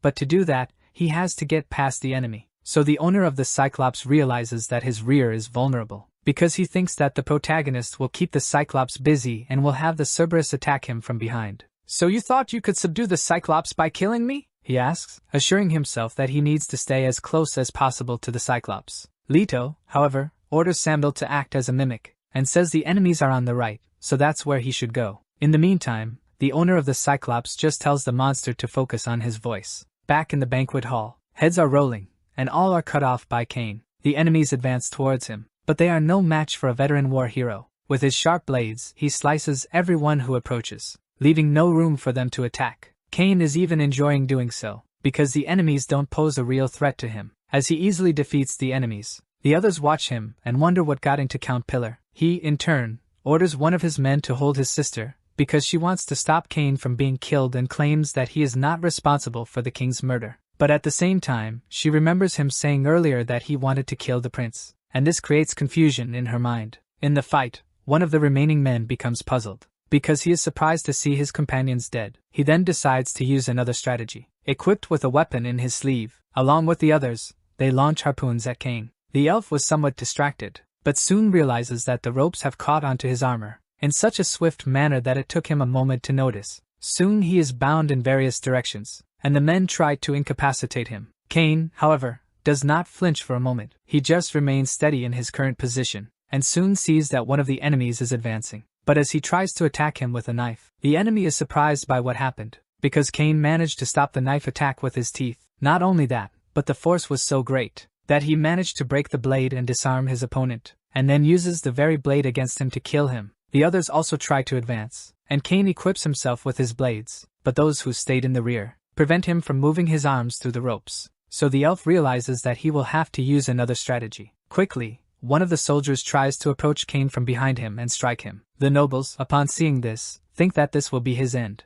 Even the countess despairs. Yet, quickly Cain manages to escape from this situation, and defeats the enemies with ease, for his armor has eyes all over. But he wonders if, perhaps, he was poisoned. Either way, the count asks for a weapon from one of his men. He says that this is a special weapon made with Tiban steel, and wants to use it to drill a hole in Cain's head. Then he throws the spear at his opponent. Cain, meanwhile, is still tied up, but he realizes the looming danger. Soon, he knows he's cornered and will have to think fast to get out of this. The spear merely hit Cain's shoulder, instead of his head, and quickly landed on the other side of the hall. Pillar is furious because of this, since he only missed due to his sister's intervention. Tyrell apologizes to him, but couldn't stand by and watch it happen. Then, she tries to escape from the guard's grip, and with a kick, manages to hit him. After that, she tears part of her dress off to lighten the weight, and heads towards Cain. Halfway there, she encounters one of those holding the ropes, and with a precise blow, incapacitates him. Then, she heads towards another, and does the same. Finally, she gets close to her beloved, and asks everyone to stop attacking him.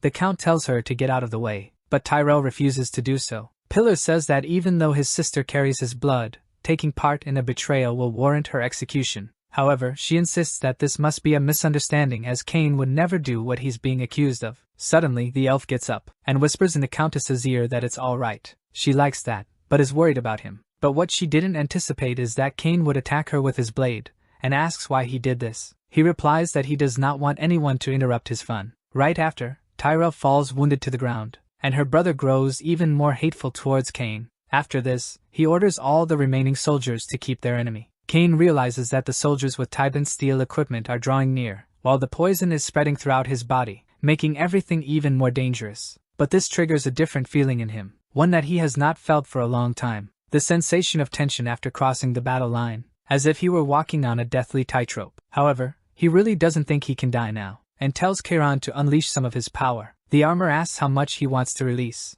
Cain answers that just one seal for now. This level would be exciting and fun enough for him. Back in the deep corridors of the castle, Samdo lays fallen after a blow from the Cyclops, who is hitting everything in front of him. Angry, Leto tries to attack him, and manages to hit the giant's back. With this, the protagonist finally manages to pierce him enough, and hopes that this will kill him straight away. But while it did cause him damage, the Cyclops is still standing. However, gradually, he's losing strength, as his blood spills from his body. Then he loses his grip, and falls face first to the corridor floor. Although he finally managed to defeat his enemy, Leto also loses his strength from the exhaustion of battle. But, as he closes his eyes, he sees someone approaching in his peripheral, who calls him brother. Although this might have been only a figment of his imagination, it gives him strength to get up. He then faces the master of the Cyclops, who is falling having been struck, lamenting this. But before he even gets a chance to do anything, Leto, with his pitchfork arm, gravely wounds him, and asks where he is. The masked man doesn't quite understand what he wants, but the protagonist wants to know where his brother is. He mentions that his brother arrived there as a slave about 3 months ago,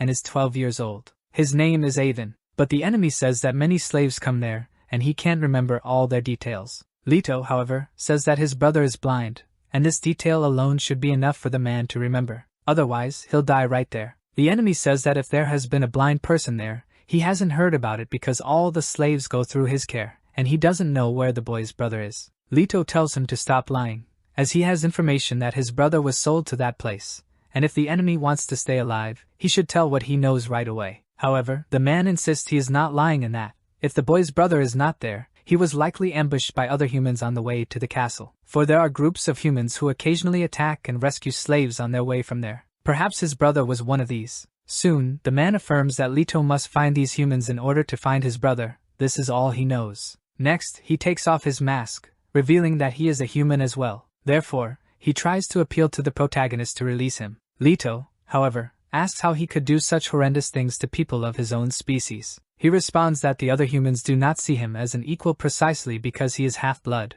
and for this, he was always tortured, even having one of his eyes injured. He also says that 5 years ago he became the leader of the humans who arrived at the castle. He also arrived as a slave but had his talent recognized. But Leto gets up and leaves, saying that he is not interested in hearing his story. He takes Samdal in his gentlest form, and says that they need to find the elf and leave there to look for his brother as soon as possible. Behind him, he leaves the traitorous human, with his mask split in half on the ground. Back at the hall, the Count pleads for his life, for Cain managed to attack him and says he will answer all his questions honestly, if he wants to stay alive. He also says that Pillar's heart is right in front of the tip of his blade. If he lies, he will know. The Count asks what Cain wants to know. In his thoughts, he wonders why his enemy has so much power. In turn, Cain asks about what he said about his blood, wanting to know if it was a lie or not. But Pillar affirms that it was not a lie, and Cain realizes that he is telling the truth. The Count affirms that he must know that witches have been conducting experiments to determine who is pure-blooded or not in the elven race. One way to recognize a half-breed is another skin color apparent on some part of the body. But that is not the only way, as some have completely single-colored skin.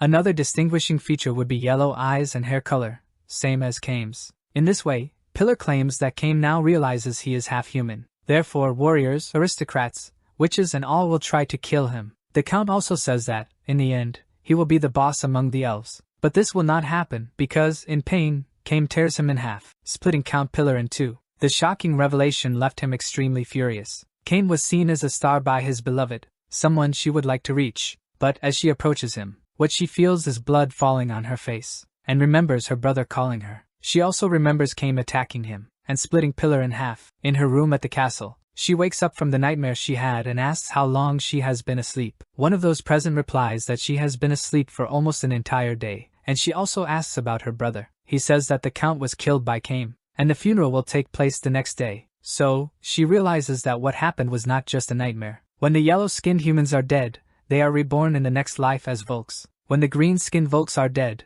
they are reborn as elves. And finally, when our blue-skinned elves are dead, they are reborn as angels of white light. At least this is what the master of ceremony says at the funeral, claiming that the beings of light will dwell for eternity next to the great albino god. Therefore, he states that the others need not be sad, and they also do not need to miss the deceased. Tyrell, on the other hand, did not attend the ceremony. Instead, while she is preparing, she says that her brother was her only true family, and despite his terrible hobby, she affirms that her brother never stopped taking care of her. So, she wants to return the favor and dedicate to him what she is about to do. The Countess cuts her own hair, affirming that she will go after Cain, for she wants her revenge, by making Cain fall in love with her and love her forever. Thus, he would be trapped in her heart forever. Speaking of the devil, he is outside, far away from the castle, contemplating the view of the horizon, while remembering Pillar's last words, saying that he was not a pure-blood elf, and that everyone in the kingdom will come after him. In a way, Cain even likes to know about this, as his sadism makes him imagine what such a situation would be like, and because of this, he bursts into hearty laughter. Just imagining what it would be like makes him happy, in such a way that he eagerly anticipates the arrival of that day. He thinks that, when everything was becoming boring, something fun appeared to entertain him, and this completely elated him, giving a new reason to act. Now he has more things to do, but before he accomplishes anything, he says he needs to find the protagonist, for if he fled, he will fulfill the promise he made to find and kill him. We see the protagonist who is already out of the castle, thinking about the mad elf. He imagines he must be upset about his disappearance. However, Leto only wants to get stronger to face him someday, and is definitely determined to kill him. Being alone, he takes the opportunity to shout and curse the elf loudly. Now that he has vented, Leto wants to focus on finding his brother, for if he really was transferred from the castle but was captured on the way, then there should be clues that can reveal his whereabouts. The protagonist knows he may encounter some Volks along the way, but thinks that, being stronger now, it wouldn't be a problem to have to face them, for with his powers, he could easily kill them. For a brief moment, he remembers the traitorous human from the castle, and recalls that he felt nothing for killing the Volks, but for some reason, he is resentful towards the human. Then he tries to imagine that the enemy of the past was not just a human, but one that was half Volk. This makes him deal more easily with this situation, because killing anyone who is a Volk, even if only half, should not make him sad. Night comes, and Leto is still walking through the forest, until he finds a water source, so he uses it to drink, but it soon starts to rain, making him think he has to find a shelter. Near where he was, Leto sees a cave, and that is exactly where he stays, setting a fire soon after and sheltering with his dog. For a moment, while holding Sandal, he remembers his mother, and calls her while sleeping, but suddenly, he hears something and slowly opens his eyes. Then he realizes that this cave already was a habitat for some other living being, as a bear comes to claim what is his. But where some see danger, the protagonist sees an opportunity. Easily, he defeated the animal and even used its meat as food. To his surprise, the taste was quite good. He knows it was said that humans attacked the slave traders, so he imagines that a fight must have erupted. There must certainly be some traces somewhere. Sandal barks at him, and Leto realizes that the dog is already feeling better. However, the dog does more than just bark, it also runs after something. Leto asks where he is going, saying he can get lost in such a place. But the protagonist realizes that the dog might have smelled something. Soon after, he sees that Sandal found a human body already rotten, and wonders how long it has been there. He also concludes that this cannot be one of the humans who saved his brother. While examining the body, he hears something. Someone walking near the trees. It was a Volk girl, who apparently gets scared at the sight of a human. Then she starts running in the opposite direction to the protagonist. However, Leto yells for her to wait and follows her. He says it is dangerous there, and needs to kill her before any other Volks come looking for her. The girl does not notice a stone in her way, and ends up tripping, dropping her fruit basket. She tries to get up after hitting her head and laments her apples, which she spent all day picking. But in her distraction, the protagonist appears, ready to attack her. Leto tells her to blame her luck for being born a Volk. However, the girl shows no fear, because she sees that someone appears behind the protagonist to help her, which also surprises Leto. The protagonist wakes up later with a bucket of water in his face, and realizes that he is all tied up. The girl says that he finally woke up. Leto, however, cannot say anything, as even his mouth is covered. She is still scared of seeing a human so close. On the other hand, the protagonist tries to recall what happened, and remembers the big guy who stopped him from attacking the girl. He wonders if this guy would be a human hunter, and also wonders why he didn't kill him when he had the chance. Either way, he knows that he needs to escape and imagines that he can free himself using brute force. However, the big guy shows up and tells him not to do that. The girl calls him father, and he tells Leto that there's a reason for him being tied up. The girl's father says he restrained him so he wouldn't become a complete monster. Although he says he has no intentions of harming the protagonist and that he will free him, his daughter says that he is cursed and wonders what will happen if he transforms. But the father says that he was not sure before, but now he knows that he is not a monster, for he can control his abilities, unlike a common cursed one. And by the way, he also says that the dog is fine. This makes Leto wonder what these people want, wishing to kill them as soon as he is freed. However, in the background, he sees a silhouette of someone who is looking for the girl, saying that they cannot walk up to her. Upon seeing this person and by the voice, the protagonist immediately recognizes his brother. Alvin, in turn, also recognizes Leto's voice, so the protagonist runs to his brother and gives him a tight hug. They both cannot believe they have found each other again. However, their reunion is moving even for the Volks, because the girl's father realizes that this encounter did not occur by mere chance. 2 months ago, some slave traders were debating whether or not they would make money selling a blind boy. One of them says that this does not concern him because if they sell him to the Siren castle, they will earn up to 3 times the price, as they need the skins. However, they end up falling into an ambush. The humans were many, and they considered fleeing and pushing the slaves off the cliff. And so, Alvin says he lost consciousness, and when he regained his senses, these people had already saved him, and he stayed with them ever since. The family's mother serves food to everyone and tells Alvin to be careful because it's hot. She serves the protagonist too, but realizes that Leto is not comfortable there. She freezes for a moment. However, she still treats him kindly. The father tells Leto to at least try it,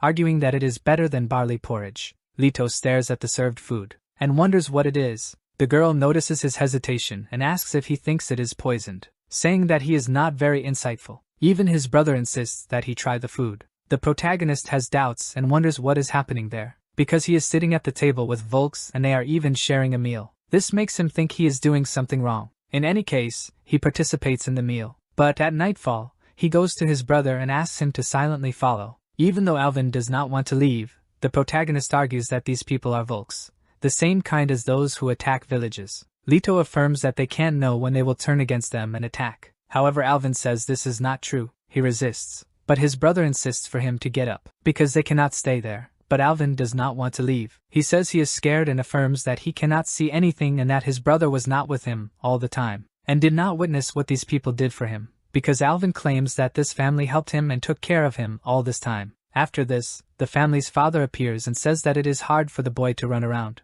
because his bones are not yet strong, and he needs a few more weeks to recover. He also says that Alvin is free to go whenever he wants, but it would be better for him to say goodbye before leaving forever. The protagonist asks the man what the reason for his generosity is, because normally Volks would not help someone like his brother. He agrees that he is a Volk, and says the protagonist and his brother are humans. However, he doesn't care about this difference. Elsewhere, under the starlight, some humans walk down a road, until one of them asks if it is okay to go west because of the battlefield. The leader says the east is inhabited by humans, because the elves have taken over the entire region and impose rules. Therefore, the humans there die or end up becoming slaves. So the west would be their only option, because there is at least a remnant human army. But in this distraction, the child is the only one to notice something, and tells his mother that there are 2 moons in the sky. However, the mother realizes that danger is near, because the leader died in the blink of an eye, and the others didn't even see where the attack came from. But when they look at the water of a river, they notice an unusual movement. Soon, what seems to be a pair of glowing eyes leaves everyone properly scared of the imminent danger. Then, realizing that the danger is in the water, they try to run.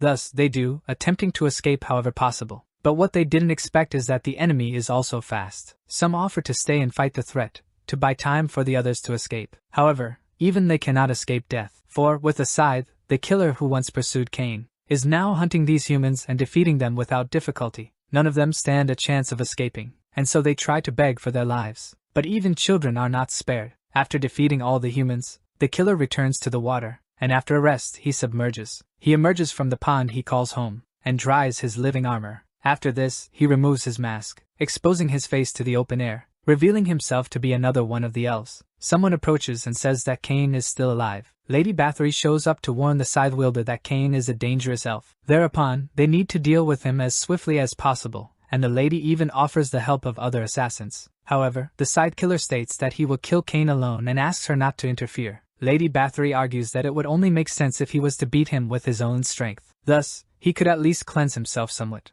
of the sin of his blood mixed with human blood. She also mentions that the king has died and Prince Romer will soon be crowned, but he is foolish and cowardly, so exploiting him will be easy. Hence, when Romer becomes king, she will be a great asset in locating him, and his wish will be fulfilled correctly. In Tenderloin, the capital city of the Elven Kingdom, the prince remembers the conversation he had with the king, where the father is surprised that a human was able to injure his eye. He claims he sent Romer to Cam, near the battlefield, to make him more resilient, but still, he remains unchanged. Moreover, the king asserts he never imagined his son conspiring with a witch like Bathory, for he always warned him about this kind. He also mentions that the prince doesn't quite grasp how dangerous this situation is. Lastly, he tells his son to return to the battlefield and seek help from the remaining knights, and to keep watch over the albino's palace, for when he dies, it is Romer who will take charge of everything. Thus, the king lays down. Back in the present, his body remains in the coffin. The prince says his final goodbye to his father, and tells the servants they can close the coffin. Shortly thereafter, the master of ceremonies, before the vast nobility of the kingdom, crowns Romer as the new king.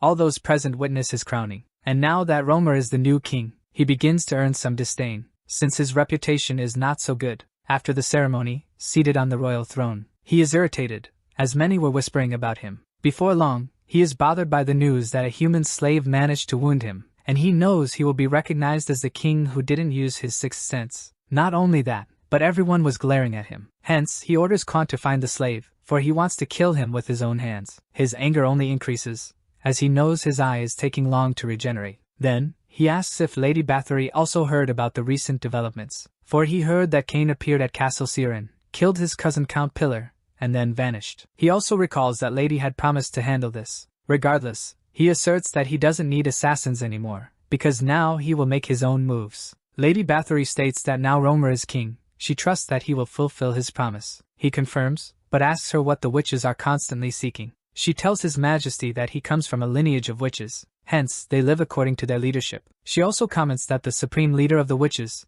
the esteemed Grand Witch, is the one who thirsts for knowledge and surpasses anyone. The language and ancient race, the albinos, used for the witches, that language is the world's most notable. Lady Bathory asserts that many of the ancestral ruins are to the west, on the battlefield, and she's sure those ruins hold records of the ancient language. Therefore, she wishes to ensure those ruins are found and requests permission to go search for them. However, the new king declines and asserts he will go there himself. He contends that the war against the humans will extend, and medical records are scheduled to be sent soon. During the delivery, he coordinated some soldiers and will head to the battlefield to search for the ruins. With this, the lady says that he made a wise decision. Now he wishes to rest from the exhausting coronation and asks her to leave, and so the lady does, retiring from the throne room. In the meantime, Kant thinks that the king is indeed dead, and he didn't imagine that the witch's powers were so potent. He then imagines that this situation might become even more dangerous. Romer says that's exactly why he will personally go to the battlefield,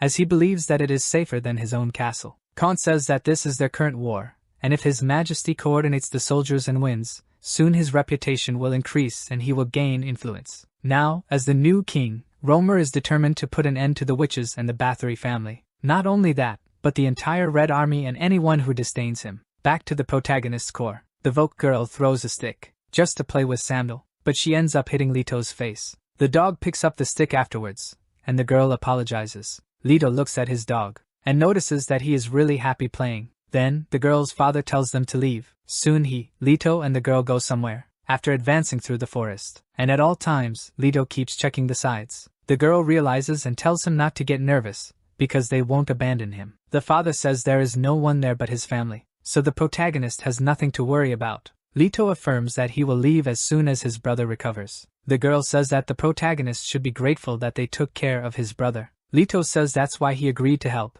be it cutting trees or collecting water. After some walking, the father spots his target, honey butter, claiming the taste is excellent. He also says that Alvin will recover faster after eating it, but first they need to collect the honey, and the protagonist offers to do this. But by trying to do this, he ends up all swollen from the bee stings. The girl laughs a lot at his face. Then, they hunt some animals, and the father ends up catching a rabbit. Later on, they go looking for firewood, and later, everyone sits down at the table to eat. At dusk, they lay down to sleep, and Alvin asks his brother if he's really leaving. The protagonist responds that, once his legs improve, he'll take him to the place where humans live. Alvin, however, affirms that he likes it there, but his brother says that they cannot mingle with the Volks, precisely because they are different from humans. So Alvin says that he doesn't feel different from them. Next morning, in a day of work, the father talks with the boy, and calls him to go somewhere for a while. Leto asks what's wrong. The father asks if he has ever heard of the sixth sense. He responds affirmative, and knows that the elf already spoke about it, but asks why he is mentioning this.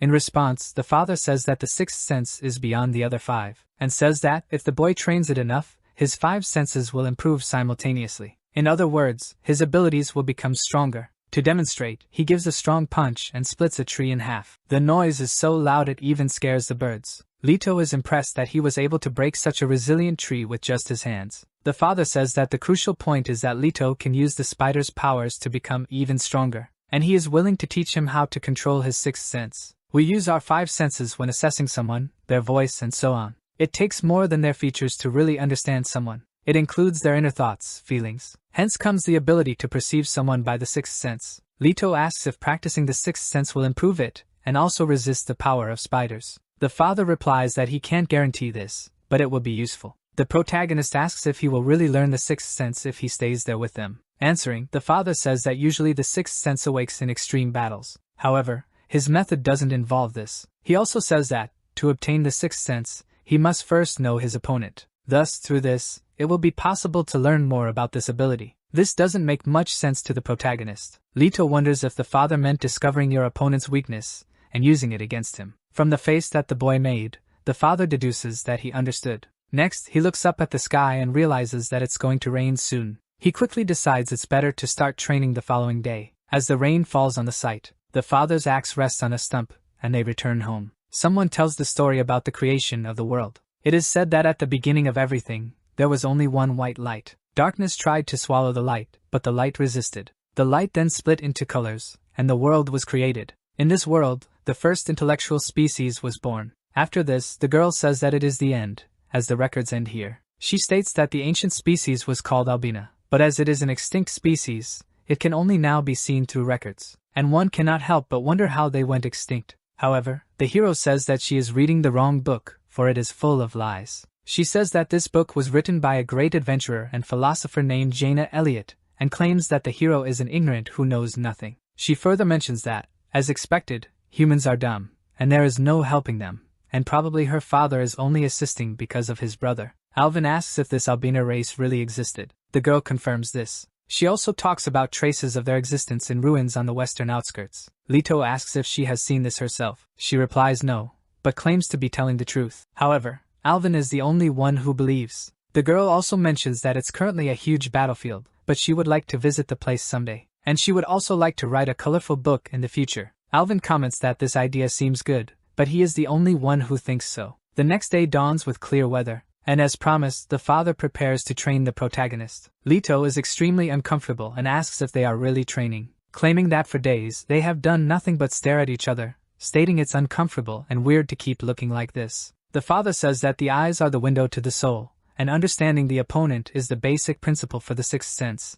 claiming that only then will the boy be able to feel it. He also states that it's as if he was seeing the world in grayscale. 3 days pass after this, and Alvin tells his brother that he would like to try walking today. So, Leto agrees to walk a little with him. Afterwards, he asks how his brother's leg is and whether he feels any better. He replies that he feels good and can even stand on one leg. Leto says that is good since they will be able to leave soon. Alvin asks exactly where they are going. His brother replies that they are going west, where the remaining humans are. The protagonist further declares that he is aware that the battlefield is dangerous, but he is confident that staying in the human colony is safer than staying there. Then, he tells Alvin to stand still for a while. However, His younger brother asks why, but the protagonist just tells him to wait. He moves away a little and says that part of his training is to observe his opponent. So, it should be easy to do this with his brother, claiming that Alvin is the best. However, from afar, another boy, Volk, sees them and identifies them as humans, thus he runs away instantly, saying that he has to report this to the human hunters to get a reward. But it doesn't take long for the protagonist to catch him. As soon as he was captured, the boy gets scared seeing the protagonist's arm and promises that he will not tell anyone about what he saw. Alvin asks his brother if everything is okay and if there is anyone else there. However, Leto just tells him to back off, claiming that it is a dangerous folk and he needs space to kill him. However, Alvin tells him not to do that. The protagonist's anger is so great that he ignores his younger brother. However, before he could do anything, the girl Volk from before appears and stops him from killing the younger one. Then, she wonders if the protagonist is crazy. After this, they return home and all sit together at the table. The mother asks how the Volk boy got so close to them. The father is unsure, but says that the child was probably just looking for food. Their daughter, however, says that the protagonist was planning to kill him and states that the boy is probably the same age as her younger brother, calling him crazy. Leto, however, says that if the child told what he saw to others, he and his brother would be in danger, blaming the girl for losing sight of him. The girl says she only did that to save the boy from death, but Leto insists he would do anything to survive, even if it meant killing elves or Volks. The girl quickly remarks that it was pointless for her father to have saved him, and hopes that the protagonist will encounter an elf and die. The mother apologizes for what her daughter said, and tries to talk about her older brother, but her husband interrupts her, and says now isn't a good time. He also tells the protagonist to leave his house at sunset, because, as the protagonist himself said, they are in danger. Leto just agrees with him. After the sun sets, a crowd walks through the place, where an army of Volks is marching, until one of them hears a call. The boy from before appears running, and, as he approaches, says that some humans were nearby and one of them had a fork arm. The soldier doesn't quite understand what the boy said, but someone soon approaches and steps on the boy. Next, a woman points her sword at him, saying that, because he interrupted the king's soldiers' march, he should slice his face. But the boy begs her not to do it. Kant, however, interrupts her, saying that she will tarnish the image of the soldiers if she does that. The woman does not like being interrupted, but Kant insists, saying that they have 5,000 Volk soldiers watching them. However, this is not a convincing argument for the woman. Soon after, the king appears and tells her to stop, so she obeys the order. Riding on a cyclops, the king approaches, telling the boy to repeat what he said, because he heard him say something about a human with a fork. Outside the Volk family's house, they say goodbye to Alvin, telling him he has plenty of food with him, and ask if he can walk. The boy answers yes. The daughter, very sad about his departure, says she will make sure to include him, the dog, and even her crazy brother in her book. The father says that, if the protagonist goes west, he can use the mountains if possible, even if he has to go around. But before they can leave, the king's soldiers appear, and confront the two humans, wondering why two humans are together. One of them looks at the protagonist, and says he is the target they are looking for, the guy who has a fork attached to his arm. Another soldier tells them to alert the king that they have found the fugitive. He tells the spectators that they look like Volks who have helped humans, and asks them to prove the contrary, not with words but with actions. So he orders the father to grab an axe and attack the humans. If he doesn't do it, he and his whole family will die. The woman is worried about this situation, but the father doesn't hesitate to grab the axe, and throws the weapon in the boy's direction. But the axe doesn't hit them, and goes in between them, aiming at the soldier's beast. Soon the soldier realizes that the father did not obey his order. Then he is attacked by the man, who, despite being unarmed, fights them, to protect his family from the invaders. The soldiers don't stand a chance against him, for the father proves to be much stronger than them, even fighting armed guards. Then, he tells the protagonist to run as fast as possible, because more soldiers will be showing up. However, the protagonist notices someone approaching and warns him to be careful. But the man has distracted himself enough to be attacked by the elf woman from before. She says the Volk man is lucky that he didn't die from her attack. Or maybe he has something more to him. The father realizes the woman is a knight, and one glance at her armor is enough to know she must be strong. Quickly, he tells his daughter this is an emergency, and she knows what to do. The girl hesitates, but agrees with her father's direction. Next, she grabs her mother and tells the boys to follow them if they want to survive. The knight says the humans will die anyway, because Romer is approaching with more soldiers. She calls him a damn foolish king for getting stabbed by that boy who just left. She also says she thinks the man didn't hear, because there's a new king now, a king who can't even use sixth sense, and she finds this very amusing. Then she attacks the man and manages to slightly harm him, but she quickly launches a series of strikes, and the man attempts to dodge them all. She's impressed with his abilities and says she'll have to speed up her pace to hit him. After that, she nearly hits him, yet the man manages to escape. He goes to one of the fallen soldiers and picks up a sword. Now that he is armed, and has already taken a good look at her adversary, she manages to focus on retaliating the attacks. She immediately notices that he can use the sixth sense. The Voke advances in her direction, and with his sword initiates an attack. But she is not a knight for nothing, and manages not only to dodge the attack, but also to retaliate, successfully hitting the man. His sword flies far from him, leaving him disarmed. The knight says that, because he was born a Voke, he probably didn't receive any other training, but only his ear got hurt. Thus, she concludes that he is a soldier and must have mastered the sixth sense during his time in battle. But now he will be executed for helping humans and killing the soldiers. In the forest, his wife and daughter run away with the human boys. However, Leto is only worried about his brother, and asks the girl where she is leading them. She replies that she has an emergency place to go to in situations like this, and there they will meet their father again. The protagonist asks her what she means, situations like this. She says that her father is a deserter, and that's why he lives on the run. Leto realizes that, if he was a soldier, he probably killed many humans. The girl says that's obvious, because they are in a war, and in battle, it's kill or be killed. She also says that her brother died on a battlefield, and was killed by humans. Leto states that he and his brother will follow a different path, but the girl says that such an idea is dangerous, and he must remember what her father said. The protagonist says he doesn't care, because they were going to separate anyway. She then tells Leto to do whatever he wants, as she doesn't care if he dies or not. But her distraction allowed for an arrow to be released, and it hit exactly where she least expected.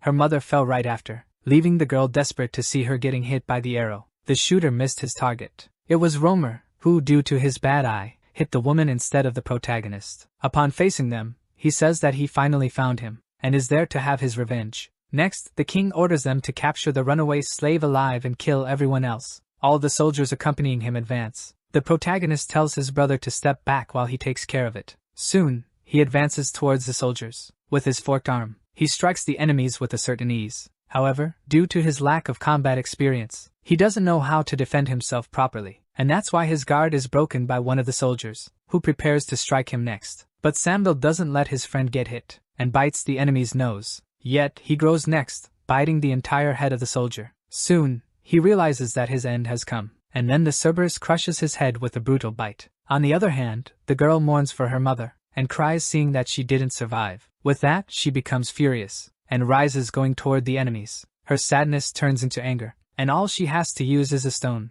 But she has a lot of strength, as with just that she managed to hit one of the guards, who fell far after being hit. The others don't understand how she did it. Even Kant is surprised to see what she did, and one of the other elves says it's the sixth sense. He says he's heard that the sixth sense rarely appears outside of a battlefield, but a Voke who lives in the middle of nowhere can use such a skill, becoming a rare case alive. And also says there are cases where elves don't master the sixth sense, which annoys the king when he hears it. Either way, the elf says he will find the fugitive and sarcastically asks the great king to keep an eye on him. The king's bodyguard calls this elf insolent, and it seems that the king somehow agrees with it, even if he doesn't want to admit it in front of Kant. All that's left for the king to do is to watch the battle unfold. From above, he sees that the protagonist is putting up resistance, accompanied by his loyal squire Sambil. But Romer sees something else that makes him smile. The Voke girl entered the battle, and is giving the soldiers a hard time. However, what she didn't expect is that an elf knight would join the fight. He is fast and carries out several attacks with his sword,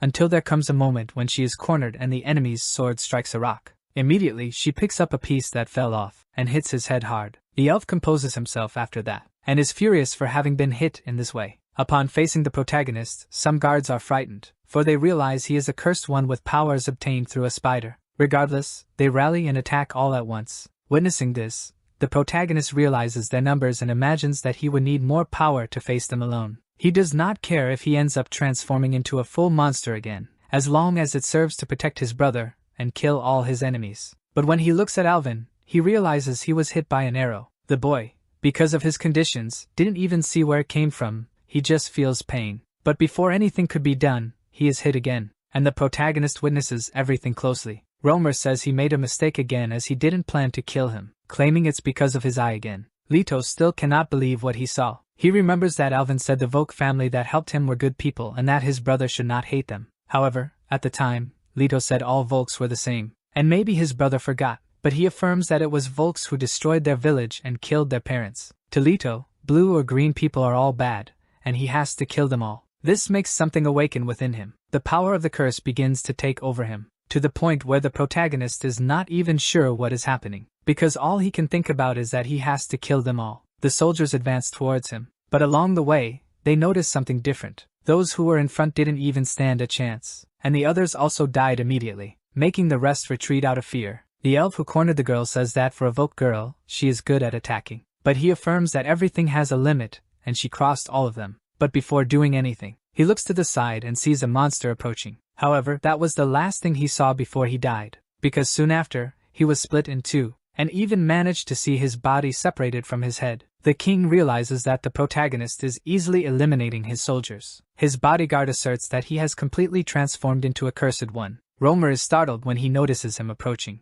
but Kant says he has dealt with cursed ones before, and there is nothing to worry about. After that, the Cyclops who was at their rear is hit square on by the protagonist. Both fail to notice because it happened so fast. But when they look at the fallen monster, they realize a more dangerous monster is close to them. He removes his claws from the fallen giant, and in an unrecognizable way, he imposes himself upon his enemies. Clad in metallic armor, made through the skills obtained by the curse, the protagonist, in monster form, faces his enemies, and in a notably swift manner, he advances towards them. Kant defends the king while he flees. Even with immense strength, the protagonist still hasn't managed to strike him, because the guard puts his experience to the test, and throws his adversary and tries to attack him. However, Leto is faster now than before. Upon seeing the protagonist in front of him, Kant questions if this is the right arm. He says he is referring to the exoskeleton of the cursed ones, as not all parts are durable, stating that the farther from the toughest part, the softer it will be. Therefore, the most resilient part of the boy is his right arm, so if he attacks the other parts, he may be able to wound him. The king then orders him not to think too much and just act,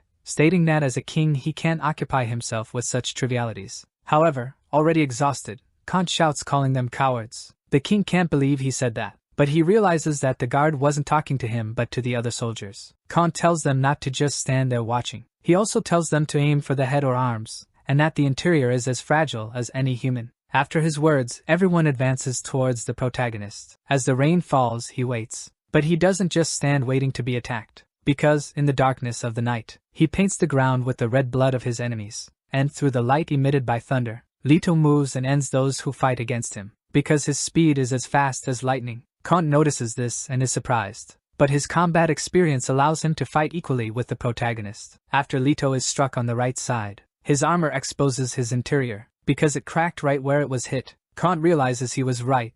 Given the protagonist's speed, it makes it difficult to hit him, but his wounds heal quickly and he knows he needs to act fast. But he did not expect what was coming, for Leto managed to hit him straight on. Yet, by being closer to his target, he tries to take this chance. He notices that this is bone steel. In terms of durability it's stronger than others, and of course it can be heavy. Therefore, he asserts that the protagonist cannot stab him with his fork. Yet, he is not left vulnerable to blows, and takes a punch that he feels despite wearing armor. Kant wonders how this is possible, for he thought monsters were all the same in the end and it should not be possible for them to damage his armor. The protagonist, however, is not caring about what he is saying. Far from there, under the rain, the father walks through the forest, but his strengths are already gone, and he falls. This leaves him vulnerable to the enemy. The oak nymph, surprised that he had held on for so long, says there must have been many guys like him on the battlefield, asserting that had she stayed in a place like this, she would have learned a lot. To them, from the Pullfork race, strength is power. Both she and the man have become stronger, in order to lead their species.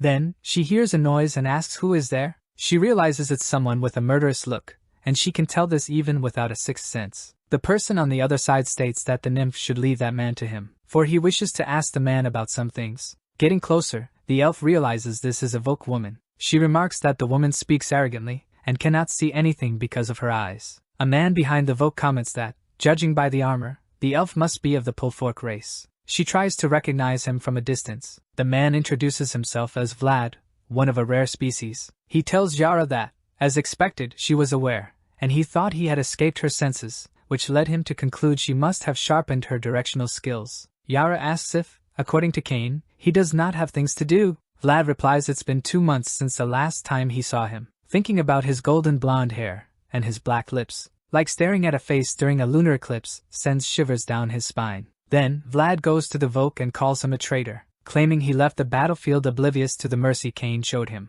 Cain may have only taken his left ear and forgiven him, but he wants to tear him apart and kill him, since he is dying anyway. The woman questions what Vlad is doing there. He was forbidden from stepping down on this land, being of Volk blood. Yet him being spared and exiled suggests he was probably one of the knights. Vlad states he is only there to find Cain, and asks her not to try to stop him, and to leave, before he tears her apart. The elf grasps that he really has the power to do so. After all, he was one of the legendary knights. Thus, she mentions she has had enough fun and leaves, knowing she is not strong enough to face him. Before leaving, she says she'll head to the battlefield, so they may meet again. Watching her leave makes Vlad think that, even if the elf is the daughter of the Spoon King, she could be stronger than he was at her age. Yet, setting that aside, he asks the Volk where is Cain. He answers that he heard Cain left the battlefield and went to live in the mountains. But Vlad does not believe this and assures he can smell the lie from a distance. He also says that if the man lies again, he will cut him into pieces. However, Yara speaks and says the man is not lying, and tells Vlad to leave him alone. The father speaks that he has a favor to ask of Yara. She cannot believe he is asking this, especially him who deserted them and left. But the Volk speaks of his family, and asks for help in finding them, as he lost his son on the battlefield and does not want to lose his wife and daughter as well. Yara asks if he got what he wanted after he left the battlefield. The Volk, who killed several humans to avenge his son's death, says he must have left in search of peace. The father remembers his family, his wife's smile, his daughter's joy. He also remembers his past, when he asked to leave. Cain says that to survive in this world, there is nothing one can do but become stronger. Each line should have a space between them. He also says that getting stronger is an addiction, and for one like him, a Volker, it is a struggle to do so. He tells the Volkers that his son died because he was weak, with a feeble heart that couldn't be cruel. He claims that his father is the same way. Even so, the Volker says he would like to return. Then Cain, with a single cut, slices off one of his ears, and tells him to go away, because he was never fit for this job in the first place.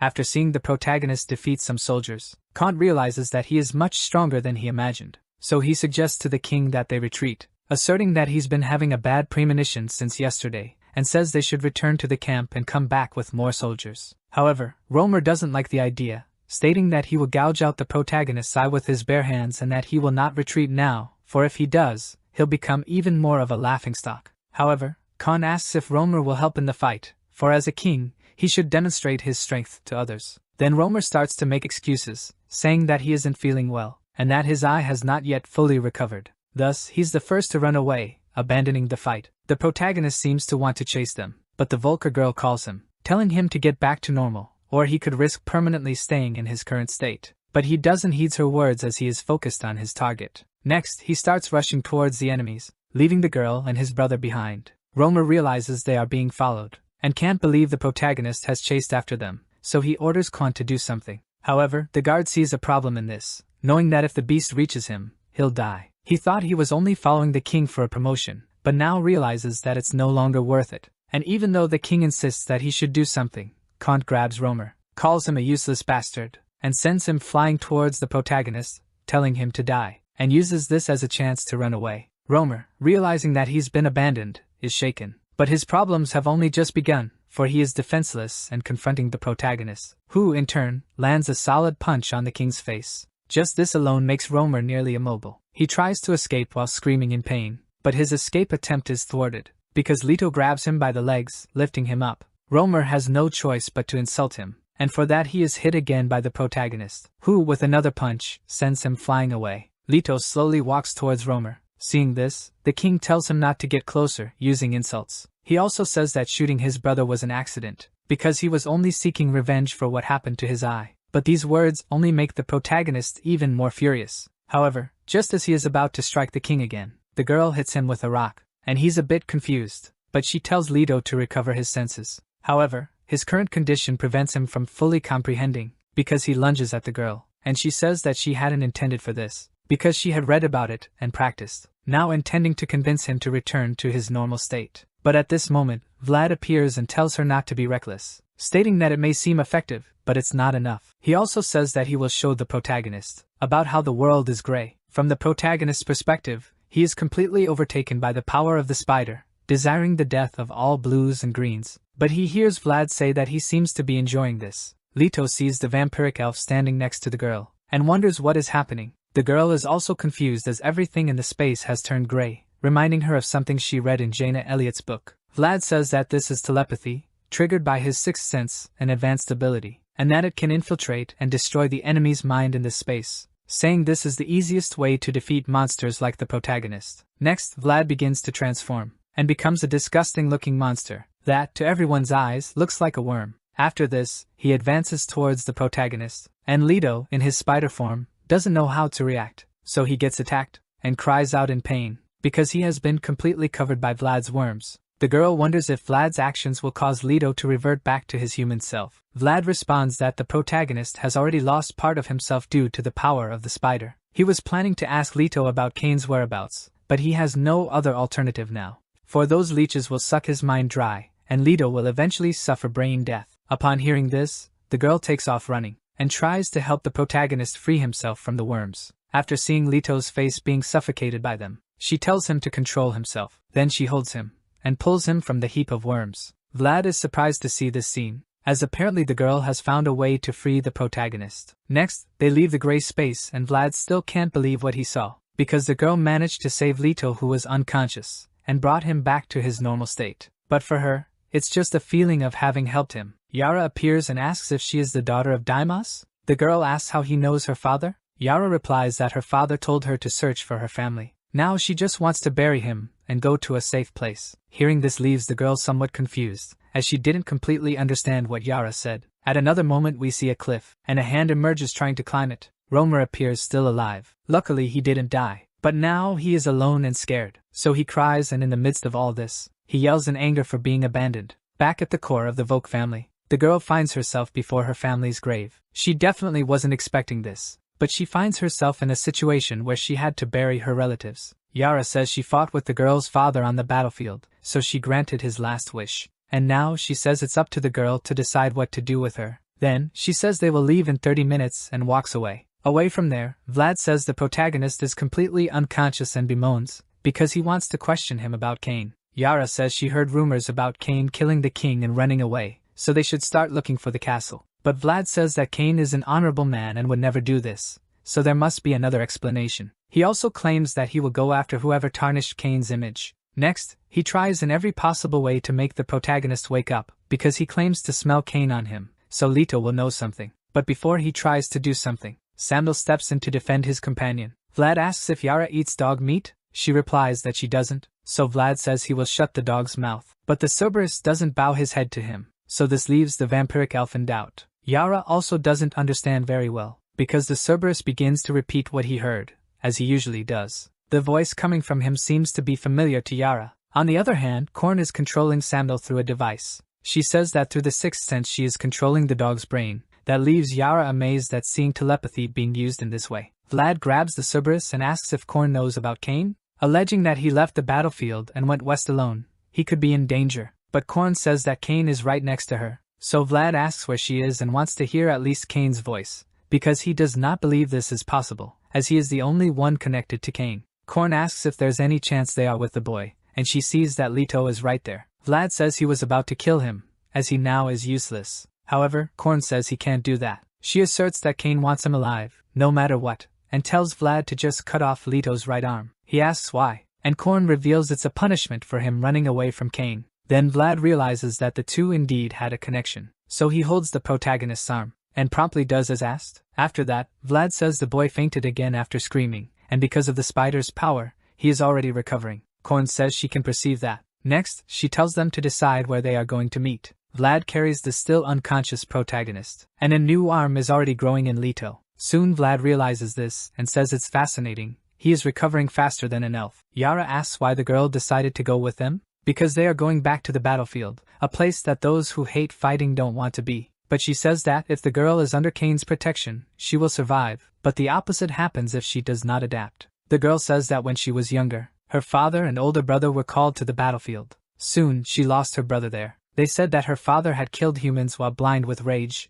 but one day, he regained his conscience, and asked to return home. After that, he began to secretly aid humans. She claims that her father hid and protected them, but in the end, he died because of humans, and even now, she still can't understand her father, saying that it's because of humans that things ended up this way, so she plans to follow in her father's footsteps to better understand him. Yara says that when she's in the battlefield, she'll feel it, but she's saying this as she senses the girl waiting for something grand. However, she maintains that this world is hell, having turned even her father and brother into cruel people. That's why they died. Vlad interrupts the conversation, announcing that they've arrived. Soon, the group encounters a giant crab. The crab moves near them, and in front of them, a door opens. The group realizes that this is an entrance revealing itself, and from there, the one they had been expecting comes out. Vlad's eyes light up at the sight, for Cain is before him, and he, accompanied by Yara, kneels. Cain only responds with a satisfied smile. Vlad expresses his relief for Cain being safe and says he ran all the way there for him. Cain questions if Vlad didn't have duties in the West and perceives that he led them all here. However, Vlad replies that he was worried about Cain, as he had heard ill things spoken about him, like his having killed the king. Cain tells him to forget about it, and he's forgiven for his disobedience. Vlad is radiant at hearing this, thanking Cain for his mercy. Next, Yara introduces Daima's daughter to Cain, and says that if he permits, she'd like to care for and train the girl. The girl sees Cain and recognizes that he is the man her father followed on the battlefield. Cain only tells her to keep an eye on her. Then, Sando begins to lick Leto, and little by little, he regains his consciousness. Cain states that he warned him he'd kill him if he fled. Soon after, the protagonist comes face to face with the elf, who looks at him with a terrifying stare. The Voke girl is shocked at what she sees, as Cain preps his armor for something. Yara, though, tells her not to worry, as he won't kill Leto. His arm regrows after being cut off, so he will just be punished for fleeing. Thereafter, they mounted the crab house and headed west. On the way to the battlefield, an ambush was set up for them. Harpoons were launched at the crab, and it was restrained from different angles, to the point of it being trapped in the middle of the road. Vlad tells Cain to stay inside, promising he'll handle everything. Soon, the elf-turned-vampire dashes into the attack, and fights some Volks who restrained them, even getting a taste of some of their blood. In response, Yara also engages in the fight. She notices Vlad's distraction, and aids him in defeating their enemies. Yara uses her long hair as a weapon, as it ends in a blade. Cain says his body will harden and rust if he stays idle, so he wants to join in the fun. However, by the time he arrives, the fight has already ended. Vlad comments that Yara has grown stronger during that time, and Cain is frustrated that nothing was left for him. After this, Yara speaks to the girl, asking if she is always writing, to which she replies that she only writes what she sees, as she pens a book about her experiences, just like Jaina Elliott. Yara is surprised to hear this name, and the girl asks if she knows her. Korn states it's no wonder the girl knows nothing of fights, claiming that she's even more stoic than those Bathory assassins. Anyway, Korn says she finds her intriguing, thought everyone was ignorant and illiterate, but this girl is even writing a book. She also adds that Jaina Elliott is an extraordinary person and a great inspiration to all witches, even if their gender or appearance is unknown since it's been 100 years since their time. Korn is certain they're elven. Cain, after chopping off Leto's arm again, states it's the third time, and asks how it feels, asserting that he never gets used to the pain, so it feels new every time. Also tell him to remember that, if he tries to escape again, he must be the one to endure the pain. Along the path of a mountain range, Leto's arm was cut about 5 times. There comes a point when they stop, and Korn says that's enough for her. Cain asks why she doesn't go on, saying she was ousted anyway since she doesn't have skills, yet the girl insists this was not the reason. She also says she still is a witch, and setting foot in the West is still illegal. Not only that, but she claims she also has other things to attend to and look for. Before leaving, she states she will use Cerberus to contact Cain if need be. T-Bone Mountain, often referred to as the albino goddess's spine, is comprised of the highest mountains in Albania. With slopes so steep they reach the clouds, it's an impossible mountain to climb. T-Bone Mountain lies in the center, and Albania is divided into west and east. In an area along the ridge, there's a place called Broken Bone. It's said you can cross between the west and the east there. There's a castle built by humans there, but it currently is in the possession of the elves. Vlad says it's now owned by the Pulfork family. Going there is risky, as Lord Cain was falsely accused of killing the king. He calls them Pulfork bastards, stating they're occupying what should be his castle. Regardless, they would cross the mountains, even though they cannot climb them. Another entryway is here, and he points out the entrance to a cave. The grey rocky mountains were dotted with large and small holes. Some of these holes fused into a passage, and the girl takes note of it all. Vlad asks the girl if she ever thought about writing a book about Cain, a story about his greatness and excellence. She says yes, but in her thoughts she says no. Back to Cain and Leto. The protagonist extends his arms, and the elf asks what he is doing. Leto says he may take whatever he wants. However, in exchange, he must teach him about the sixth sense, as he wishes to become stronger. And he also wants to become a demon. Cain, however, refuses, stating that Chiron is satisfied and is going to gradually teach him about the sixth sense. Seeing the expression in Leto's eyes, Cain concludes that he will achieve his goals soon, if it has not already been achieved. Vlad dislikes this, how Lord Cain has taken in a child. And he doesn't like that he is taking all of Lord Cain's attention. Lord Cain is truly unique, a perfect existence, and this kid is tainting his image. The fact that Lord Cain is caring for him bothers him quite a bit. In the meantime, the group travels through a cave. Leto thinks he must kill them all, not only the blue-skinned ones, but the green-skinned ones too. In the midst of it, he locks eyes with the Voke girl. The protagonist tries to keep a straight face, but quickly looks away again. The girl is also uneasy, for she believes her family was killed because of Leto. They kept walking in the darkness, could care less about time. They started to see a purple light ahead. Breaking out of the cave, they saw a new sight, a purple sky, gray rocks of odd shapes, a desert, fear, and curiosity. This was the West, the place where Jaina Elliott's tales began. From the top of a rock, someone recognized Cain. It was the character who appeared before, and upon seeing Cain, states that it's a great pleasure to see him again. Even her friend's rat shows up at this time, with a giant golden spoon. Rocks are being hurled towards a castle, which, by the way, is quite run down, which the rock hits squarely. The shooter says this is the last, and asks an ogre to assist him. With the stone already equipped, he makes the final throw. Several Voke soldiers watch this. The rock flies over them, and hits the castle again. But this time, the impact is bigger, and a part of the structure falls. Given this opening, the elf knight orders the soldiers to advance, and says they must annihilate all humans and cannot leave any alive. In droves, the Voke army heads toward the castle. A human orders that everyone on the fallen side of the castle keep firing at the enemy, as they can't let them in. The battle intensifies between the armies. From a distance, the elf commander thinks that if the Voke army is withdrawn, the humans will quickly recover the castle. He understands that numbers are numbers but wonders where they are coming from. Next, someone approaches, calling for Duke Spoon, saying that there's a message from Mr. Coben, who has ordered that the remaining knights should gather. But the Duke knocked him off his horse.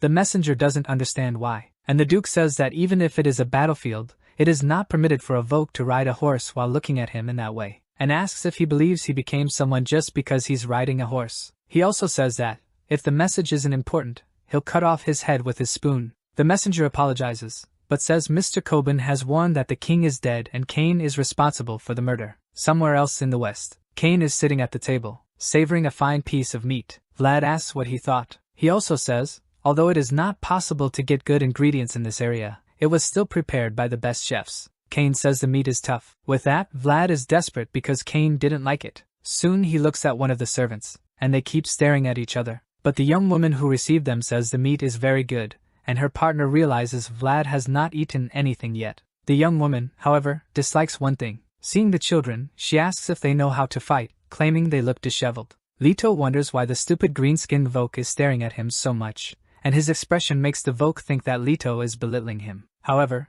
his friend says this child is a cursed one. Soon the Voke realizes that he must have special powers. Then he tells Cain he now realizes something strange is going on. The elf asks what would that be. Voke's friend says that in just 1 month, he's seen 3 cursed ones, especially in a place that isn't the natural habitat of spiders. The Voke says one of them was even 10 times her height, and she's never seen anything like that before. However, his friend considers this description exaggerated. Cain, in turn, says that if the cursed one was large, probably the one who cursed him can also be. And this does not seem to be the work of a spider, but something more dangerous. After hearing this, everyone else becomes scared. The table goes quiet for a while, but suddenly Vlad begins to laugh, saying that Mr. Cain made a joke. The others also start to believe in that. However, the protagonist does not follow this line of thought, and just calls them idiots. But Sandal was nearby and repeats what the boy said in thoughts, and thus he is punished, having his arm torn off once again. Then Cain says to everyone he will get straight to the point now. Firstly, he asserts he will take the children with him, and from now on, his main goal is to kill Romer as he is the new king,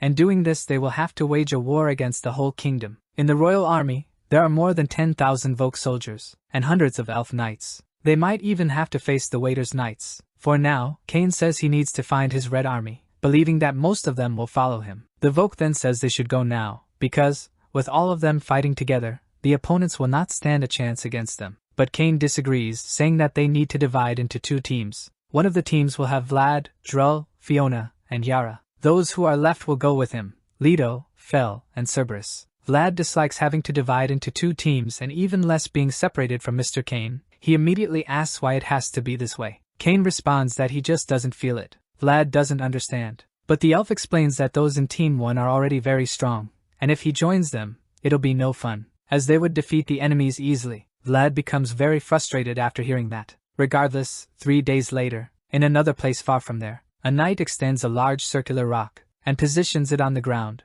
They are known as restaurant knights, for they have the names of kitchen items, but they also refer to each other as Knights of the Round Table. He is Badon, the Knight of the Tongs, and he says that's why he tried to put together something similar, and claims that everyone at the round table is equals, so they will exchange ideas in this manner. The meat hammer, the coffee grinder, says it looks like a round table even though it was just put together. It would have been good if they also had a tasty meal. On his turn, the napkin, the clean freak, says that of the 13 anointed by the king, only 6 remain, or 7, now that Romer has become king. Spoon, the fearless, says, as everyone must have heard, Cain, one of the 7, killed the king, the very one who led the Red Army on the front line. It's also said that this is a betrayal against the Elvish kingdom. It stains the great Elvish race, and they should discuss what is the most suitable punishment for Cain. However, one of them does not believe that Cain killed the king. Coben of Delicacy says that if the rumors about Cain are true, then let them be, but he refuses to believe this nonsense about him having killed the king. Bando tells Coben that it is a tradition of this table to respect one another, and asks him to not be rude. Yet, Coben says to hell with the traditions, and asks why he is pretending to have a discussion when he has already made a decision. He also tells them to get straight to the point. Instead of wasting time, he wants to know if they're talking about that Cain, and he states that instead of indicting him for this and that, they should simply kill him. Back to the protagonist's core. He and the others prepare to leave. Cain says this is where they part, and he tells the others to go straight to the Red Army and introduce themselves to Commander Basil, stating he trusts him more than the others. He also says that Basil trusts no one but him, so they should use his password that Cain told them earlier when presenting to him. Cain says that this isn't pleasant, but he bids goodbye saying he will see them again later. Upon leaving, Vlad laments his departure. 2 days after their separation, an intense battle occurs between two cursed ones. The protagonist is almost completely transformed, while the other is totally overcome by the curse. Regardless, Leto charges the attack, and leaves no gaps for the enemy to strike him, for he uses his size to his advantage. He then manages to break the enemy's armor, and, with the claws of his arm, he readies them for attack, striking directly in the opening of the enemy's armor. Thus, Leto manages to kill his opponent, and comes out victorious after the battle. From afar, Cain says that Leto is beginning to awaken his sixth sense, for this skill can be learned through focus and experience. You must focus on your opponent, and experience comes from winning the battles. He also says that the opponent is nothing more than a piece of flesh, and Leto should not feel remorse. When he has acquired enough experience, there will come a time when he will begin to see the world as gray. This means that his sixth sense has been awakened. When that happens, Cain affirms that the protagonist will be capable of becoming a demon. Leto says he understands the guidance, but realizes that the elf is not the only one watching his fight. Cain tells the girl that he won't carry useless kids around, and next time they encounter a cursed one, it will be Fel's turn to act. He also says that he expects her to be different from her father. Then, Cain walks towards the dead opponent, and picks him up by the armor, realizing it was a Volk. He states that he has never seen a cursed one of this size, and recalls what Fiona said. Appearing to be a larger female spider than the one that attacked the protagonist, he deems this as interesting. Leto looks at the elf and thinks that the number one reason for joining this madman was because he believed he could learn to become stronger. Cain tells Leto to call him sir from now on instead of master. Then, Leto asks why they are going this way, for he thought the goal was to reach the army as soon as possible. The second reason for joining the elf is that Leto believes once they find the army, a civil war will start among the elves, and he wishes for that to happen. Cain answers the protagonist's question, saying it's true that his army is the best, the elite of the elves, and with him, he won't lose any battle. However, there is no tension among them. This only makes Leto think that the elf is indeed a madman who can only think about having fun. Fel writes in her diary that, as they cross the desert, the purple sky remains the same, but the terrain keeps changing all the time. All creatures, from the smallest to the largest, are completely different from the ones she used to see in the east. Yet, something beyond this catches her eyes, for she sees a rock floating in midair. She can't comprehend why this happens. Cain explains that it's a rare phenomenon that only occurs in the west, and there are more like it. Phenomena that are remnants of the albinos, to whom the world belonged a long time ago. Some elvish followers called this magic. These elves are called witches, and they traverse the west in search of new magical powers. The girl tells us that the royal family used the excuse that they were going against God's will to banish them to the forest, and made it illegal for them to set foot in the west. Cain says she knows the story well. She mentions having read it in a book. Leto questions why the relationship between wizards and other elves is poor, since they're all of the same kind. Cain retorts that it's a stupid question, and then asks if the boy believes he can get along with anyone, as long as they're the same species. He also asserts that a day will come when Leto would have to kill humans. The girl writes that the west reeks of blood. The sky is always purple, but there is always a mist that prevents distinguishing with the naked eye whether it's day or night. And occasionally, through the purple mist, it seems like someone is watching. She then looks back as if hearing something. Cain also appears to notice this. With his sharpened senses, he manages to catch an arrow in the air before it hits him. With this, he realizes that they are both being followed, and he starts running to catch up with the enemies, until he comes across a hole, from which they realize was used by their attackers. The protagonist says they escaped through there, and at a glance, it looks like quite a fall. However, before he backs off, Cain pushes him, and after a long fall, Leto hits his head on the ground, swearing in his thoughts about the insane elf. After they fall, the others also descend through the hole. Ahead of him, Cain sees a great fork in the path, and realizes the road ahead is long, affirming he can feel the danger coming from there, immediately getting pumped to continue advancing. The protagonist and the girl end up following him, even though he thinks the elf is lunatic. But amidst all this, Fel asks why he isn't apologizing. Leto asks what she's talking about. The girl says her father died trying to save him, and her mother too. However, Leto replies that their family was killed by elves and if anyone should demand an apology, it would be him, claiming that because of the Volks, his whole family also died. This makes Fel think her father made a mistake in saving him. Regardless, they keep moving forward, and Cain says there's a large space at the end of such a long passage, so the main event is about to begin now. From afar, at the top of the cave, silhouettes of people begin to appear. Thus, Cain and the others realize they are certainly not alone. However, the protagonist realizes they are humans. Cain says he now understands that no matter how many castles are destroyed or how many people are killed, humans will always be driven to fight back. He also says hiding underground helped them. Soon the humans recognize him as Cain, the Knife Knight, saying that as expected, he finally showed up. The elf understands they're speaking as if they were already expecting him. Someone steps forward, affirming that indeed, having seen his red armor crossing the Grey Mountain, asserting that they know Cain Ballstein, commander of the Red Army, declared a hero by the elves for killing many humans. The elf states that, in addition, he's also known for being handsome but asserts he doesn't recognize her, as he doesn't remember seeing her before. The human introduces herself as Tana. After this, rocks start to float above the ground. The Volk girl recognizes she has seen this before. Tana says she is the daughter of King South, who died a year ago hanging on a cross. Now she wants revenge for what Cain did to her father.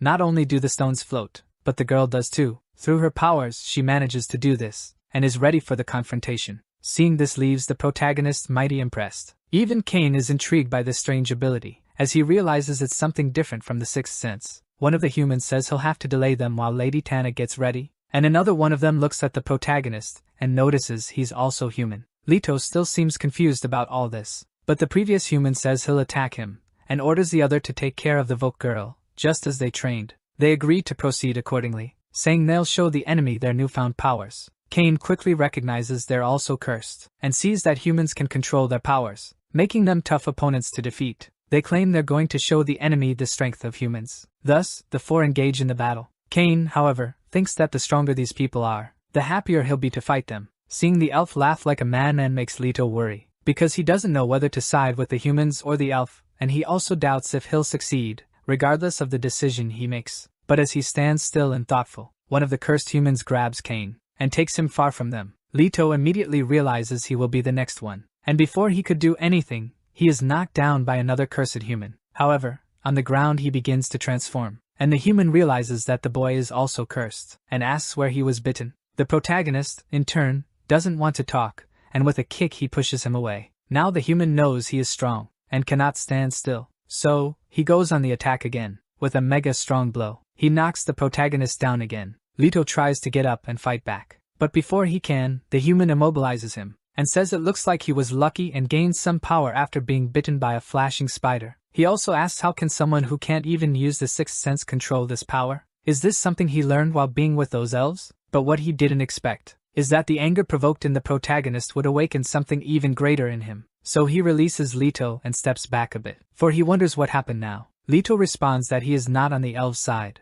but the human doesn't care, and delivers a strong kick to him. After that, he says he will listen to him later, but for now the boy can take a nap. The other human says he is also done, but he asks if that dog isn't a Cerberus. stating that he was surprised when it suddenly increased in size. However, they go crazy when they see one of their friends, because he is being harmed by the elf's hands. Cain plunges his knife into the human's eye, saying that he's happy about it, as he didn't expect to face such a strong opponent. He also asks how many they are, and if there is anyone stronger in the group. But another human appears to help his friend, and manages to hit Cain and throw him afar, for his strength was enough to reach him, and through his armor, the human tries to use a scorpion-type sting, telling the elf he's going to kill him. However, it's not as easy as he thought, for Cain not only escapes but also fights back. But the human's shell prevented him from being struck full in the abdomen. The human is angered by what happened to his friend, saying that he was a good man and he won't forgive the elf. However, another human arrives and comforts him, saying that if his armor encloses his head, he will lose himself. If he does not want to become a monster, he needs to calm down right now, because they're facing the infamous Cain, and they cannot lower their guard. Another human says he shouldn't fight to win, but just needs to buy a bit more time for Lady Tana to become stronger and take care of the rest. With these words, they advance towards the enemy. Yet Cain does not just stand still and wait for them. He tells Chiron to release a bit of his power, but this time, he wants 2 seals. So, the armor does as commanded by its master. In a blink of an eye, Cain attacks the humans with more speed, and with more strength as well. With just one of his attacks, the elf realizes the enemies felt it, for they are left stunned as they are hit. Yet the humans do not give up the fight. Even then, Cain attacks them quickly, and even manages to cut off a part of the enemy's armor. Another human tells his friend to be careful with his arm, but it's no use, because Cain cut off the enemy's arm. The human cries out in pain, and Cain prepares to strike him again. However, he didn't expect what was coming, for he feels a great force approaching, and realizes there's a white light coming from the girl. She apparently has her powers charged, a force so great that even Cain is astounded. Then he orders Chiron to release all of his power, releasing all the seals. But before he could do that, he was hit in such a way that his armor disintegrates. After a while, the protagonist wakes up, and wonders where he is. On the other side of a cell, the human says he has finally woke up, and says that, from now on, the boy just needs to do what he says, and if he does that, he won't get hurt. He also says the door is open and he can leave. The protagonist then steps out of the cell, and notices that something is approaching. But when he picks it up, he realizes it's just an apple. The human says it's precious, as there aren't many trees in the west, and as he may have noticed, most of them were stolen by the elves anyway. Leto stares at the fruit, apparently having never tasted one like it before. About the book, he says he was just going to take a look, but ended up reading it entirely, and asks if it was the Vogue girl who wrote it, because he was curious to talk to her. Then, he states he will ask some questions politely, and he could handcuff and torture him for answers, but he won't, since they're both human, and he would be grateful if the protagonist answered honestly. Next, he asks Leto whose side he is on, given that he was seen walking with an elf and a Vogue. After a conversation, the man says that being enslaved and bitten by a spider is an incredible story, so he understands that Leto is saying he had no choice and can somewhat understand his situation. He soon tells him to follow, as there must be lots of questions that he will answer as they walk. The protagonist asks where he is and claims he has never seen such a long cave. He replies that they are at the bottom of a mountain, and says that nobody other than them knows about this place, even in the West, as it was a place that was discovered accidentally by humans who were hiding here and there after losing a battle against the elves. It has large holes that lead to giant caves. The air circulation is good and light is reflected inside, so it does not become too dark. Further down, there's even a place where there is water. Moreover, these holes are useful to them, since the humans are able to carry out surprise attacks thanks to them. At one point, they were even in a position to recapture one of their castles. The man asks if the protagonist thinks humans are losing the war. Then Leto encounters the human colony,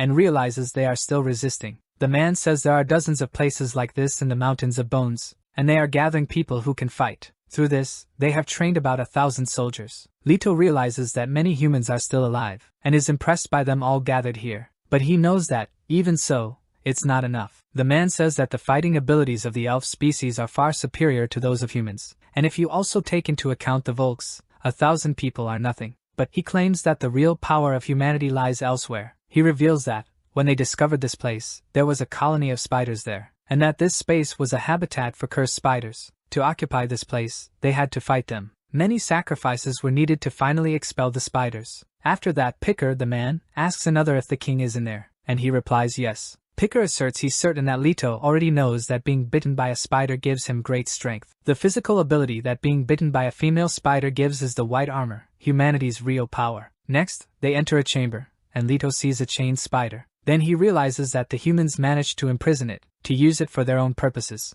However, a woman says this isn't the first time he has seen one. Picker says she is their leader, the queen granted as Lady Tana. However, the protagonist thinks she is too young to be a queen. Tana asks where he is from. Picker introduces him as Leto and says that he used to hide in a forest in the east, but then he was captured and enslaved by the elves. He also asked him some questions, and it seems that Leto isn't on their side. And about the spider that bit him, it seems it was indeed that one. Leto asks what he means. Picker says that, while they fought with the spiders to occupy this place, they saw 2 large female spiders. One of them disappeared, and it was probably the one that bit him. He says Leto knows firsthand that being bitten by a female spider makes him a cursed one, and they plan to use the power of that spider. With this, they believe they can win the war against the elves. Next, Leto asks what happened to Cain, and if he died. Picker replies they are currently keeping an eye on him in a special area, and will squeeze the most they can out of him. The protagonist also asks about the dog and Vogue girl. Hearing this, Picker hesitates to respond, but the Queen of Humans says that Cerberus ran away and the Vogue girl is being held prisoner along with other captives, the same ones that are used for experiments. Leto asks what kind of experiments these are. The scene cuts to Cain, who, like the man said, is being held captive, all chained up and without his armor. He seems quite frustrated to be in this state, and he tries to use his strength to break the chains. However, no matter how much he tries, he cannot, and you realize you're not as strong as before, for the chains did not even move. He knows that when his broken armor was shattered, 2 of his strength seals were removed. With his current strength level, he will not use this T-bone steel. To seal his strength within his living armor is to lock it behind a door in his plane of unconsciousness. In his current state, it's as if his key had been stolen. Although he could breach the door by force, it would take too long and have side effects. If even a newbie who had never held a sword before cut his head now, then he would die immediately. It's a really dangerous situation. But instead of being afraid, Cain gets super excited about this. To him, this is the real tension, like the sensation he had when he entered the battlefield for the first time. Prior to this, he tried to use his living armor to recreate this feeling, but knowing that he could always release his strength whenever he wanted, he never felt any real tension. But now it's different. One of the humans who had fought against Cain before appears and laughs in his face. He then says he wasn't sure if Cain would break the steel chains, so he was watching. But he thinks there's no need to worry, as perhaps the elf is nothing without his living armor. From there, someone appears and says that this is the place people call hell. She looks at a mountain, and imagines Cain's face on it, for she longs for the moment they will meet again. Tyrell says that this will be the place where her romance with Cain really will begin. The human guard then passes under another cell. Looking down, he sees all the Volks held captive as prisoners. The Volks mentioned are kept in the cell where the door is in the ceiling. Soon the girl asks what this place is for. She also asks who all these humans are, and why they are imprisoned there. One of them says that, just like the girl, they were kidnapped by the humans, even though they don't know why they are kept there. Another, however, says it is obvious that humans are going to lose the war, so they must be keeping them as hostages for negotiations. And by negotiate, they are not going to kill them. The first Volk asks why they periodically take one of them from the prison, stating that the Volks who were removed never returned. Soon, the optimistic Volk says he doesn't know, but is sure that the elves will rescue them once they win the war. He firmly believes in this,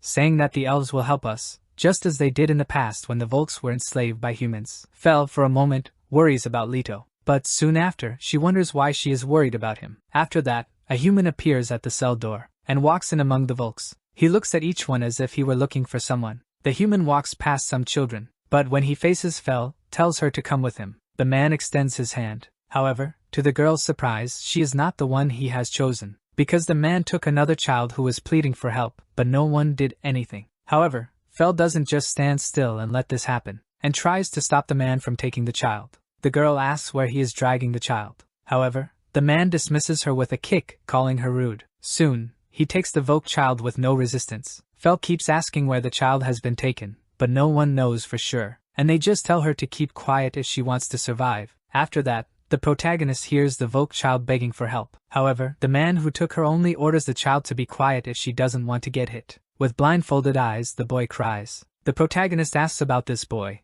and Picker replies that he is a Volk from the mountains, and they are being captured because they are useful to humans. Next, Leto witnesses the boy being thrown into a hole, screaming as he falls to the bottom. One of the humans says they will begin to lower the chains. Next, he proceeds to do exactly that, lowering something towards the boy. Then through a gap in the blindfold covering his eyes, he sees that what was being lowered was a spider, which, despite being chained, was still alive, and apparently hungry. As it descends, the boy pleads for help. The protagonist asks what is happening, and Picker replies it's the spider's feeding time. He claims it's hard to collect the spider's venom when it's hungry. A short time later, he says they can now raise the spider again. Soon, it ascends through the chains, and on its fang, it can be seen that she fed on the Voke boy. Picker asks Orba if he is ready. Orba responds affirmatively, for he has trained extensively for this day. The human mentions that when the spider feels sated, it begins to search for a host for reproduction. Therefore, Orba extends his arms, making them available for the spider to deposit its venom.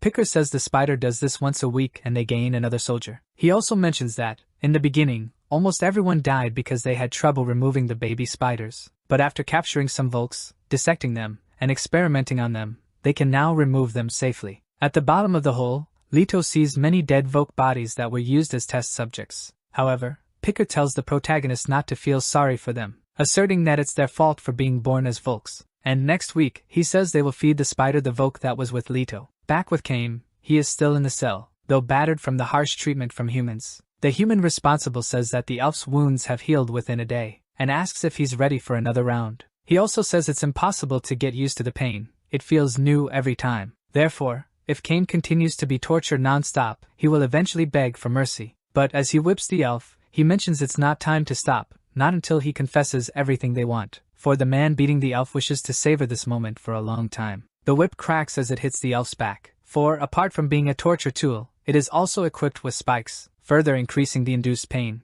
However, in a momentary lapse of concentration from the human, Kame, despite having his hands tied, manages to hold the whip with his mouth, thus disarming the human. With the chains on his feet, he manages to trip the human, and the human falls face first onto his shoulder. The human realizes what Kame is trying to do, but can't prevent it, for soon after, Kame manages to bite the human's nose and holds him captive. Shortly after that, he repeats the human's earlier statement about not getting used to pain, though he can barely speak properly while the human cries out in pain for his nose. Despite difficulties speaking because his mouth is on the human's nose, Kame states that's why if you want to escape from the pain, you have to become the one who inflicts pain. Subsequently, with a ferocious bite, Kame rips the human's nose off. After a loud scream, he is left alone in his cell in silence, until another human appears. Kame asks him to do a favor, and remove the other human from his cell, for he is still lying there, and the cell is a bit tight for two. Kame's smile and his sardonic demeanor frighten the man. The story returns to the protagonist, and we see him in a fierce battle against some Volks. His anger fuels him as he defeats his adversaries,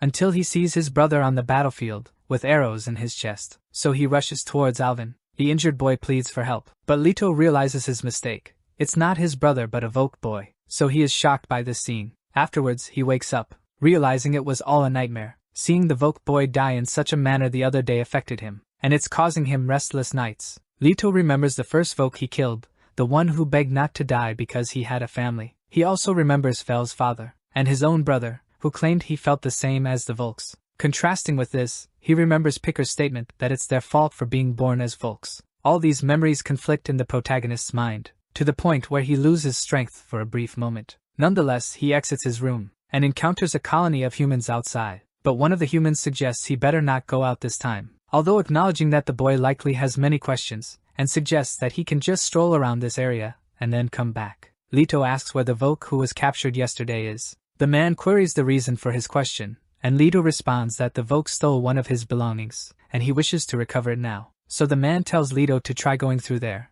and he will probably see her in the basement. Thus, the protagonist follows the path the man pointed out, and the humans watch him with a bit of confusion. In the basement, not only Fel but other Volks are also held captive. When they thought all hope was lost, someone above calls her. The girl realizes she'd heard this voice before, and she looks upward, in the direction of the caller. Leto tries to ask if the girl is okay, but her face reveals all, and he gets his answer. He had never seen her cry before. Nonetheless, the girl is somewhat relieved to see him, and asks if he is safe and what's been happening. The protagonist tells her to keep her voice down, and asks if there's a door nearby. She says yes, and the other Volks realize they have a human aiding the girl. She, in turn, says he will save them all. But a skeptical Voke says the girl has lost her mind, for a human would never save her. But Fel argues that he knows nothing, assuring them that Leto isn't a bad human. The protagonist approaches the cell door, and thinks he can open it with his arm. He immediately asks them to move away from the door, but before trying to open it, he asks the girl what it's like to be imprisoned. Fel doesn't comprehend why he would ask such a question now.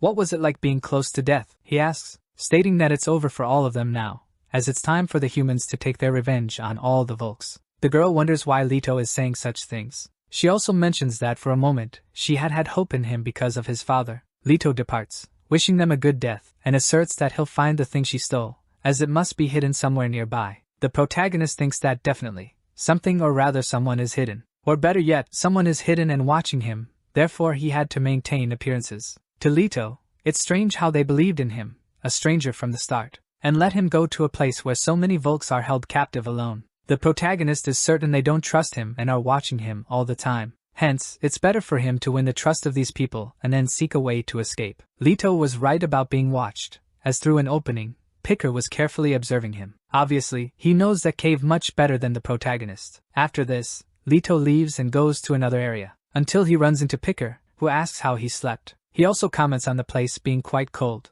and tells Leto to follow him, as he should eat before starting the day. Later on, Picker informs him that those are edible insects they eat there. He also explains that the supply situation isn't good, so it's hard to send other food to the cave. Continuing their previous discussion, Picker states that humanity's main goal is to create an army of the cursed, as the protagonist had seen before. They use a female spider to create the cursed, hoping to have thousands of soldiers. But there are numerous problems as, in most successful cases of creating a curse, it dies quickly or fully turns into a monster. Hence, they'd like to study the protagonist. Picker says the blue-eyed male spider is the source of their power. They label this as a male power, including him and all the other cursed ones with that male power. However, Leto's power color is green, coming from a female spider. Picker asks whether Leto remembers their first fight, stating that, at the moment he choked him, he had a strange sensation. It was as if Leto's whole body refused to be attacked. Picker then theorized that the protagonist could hold the power of a famous spider, and wishes to verify this theory by studying him,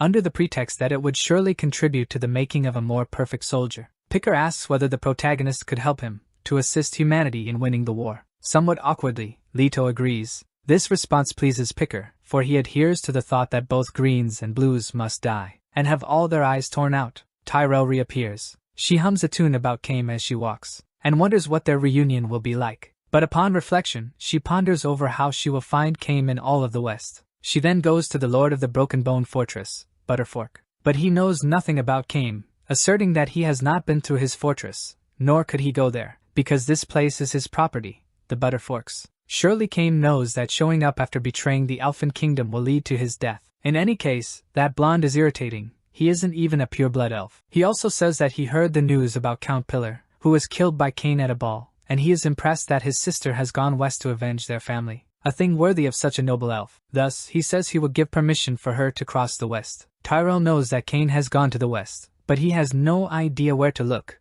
as the entire west is vast, and she fears she won't find him. But at the same time, she believes in the power of love, and affirms that she needs to trust in it, and the connection she has with Cain. So she calls for the help of the universe to find Cain, asking for a star to appear revealing his location, and to shine amid all the darkness. But what appears in front of her is Vlad, whom Tyrell calls an ugly star. Back at the human colony, some boys are playing, pretending to be soldiers. However, a man steps in and grabs one of them by the arm. The boy even complains of pain, but immediately the man understands why, because he sees that he is injured on his wrist. Afterward, he apologizes and tells them they can begin to play again soon. But the child claims he's completely human, and the man can even strip him to verify. However, the man says that marks can start appearing as he grows, and if the boy is mixed, then he should never lower his guard. Frightened, the boy agrees with this. Mr. Bugle was on his way out when another man calls out to him, saying that Her Majesty wishes to see him. Under candlelight, a meeting is held, called by the humans' leader. Tana says that, as she heard from the scout a few days ago, the Red Castle has also been taken.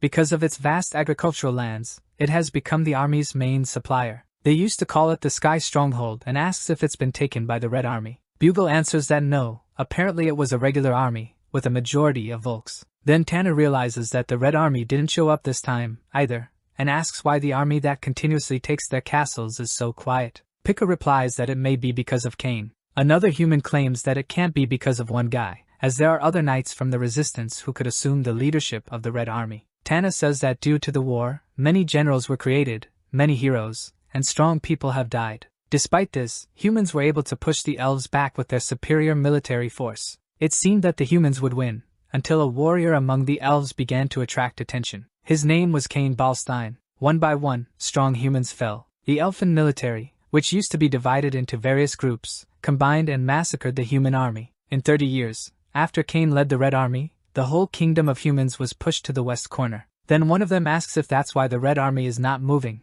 because Cain is not leading. Picker replies that Cain is the true commander, so they won't move without him. Promptly, the human says they should kill Cain in order to demoralize the elves and to get revenge for his chopped-off arm. However, Picker says no, because if they find out that humans killed Cain, the Red Army will start moving and they need more time to prepare for that. Bugle says he understands Boba, but tells him that he can't act on his emotions, because his actions will determine whether they will win or lose the war. After a while, Leto comes across a knife. Picker seems ready to use it, but he just wants to make a cut on the protagonist's arm, and warns that it will hurt without anesthesia. Leto thinks he has had his arm cut many times, but never gets used to the pain. Then, Picker says they will kill Cain the next day. He says they aim to use their army to reclaim Stolen Castle, and to demoralize the enemies, they will execute Cain in front of them. He also says he decided to trust the protagonist, and hopes that he will fight alongside humans to win. Picker says Leto's arm is regenerating immediately. The regeneration speed is faster than the elves, and confirms if he said his transformation goes up to his elbow. But in the background,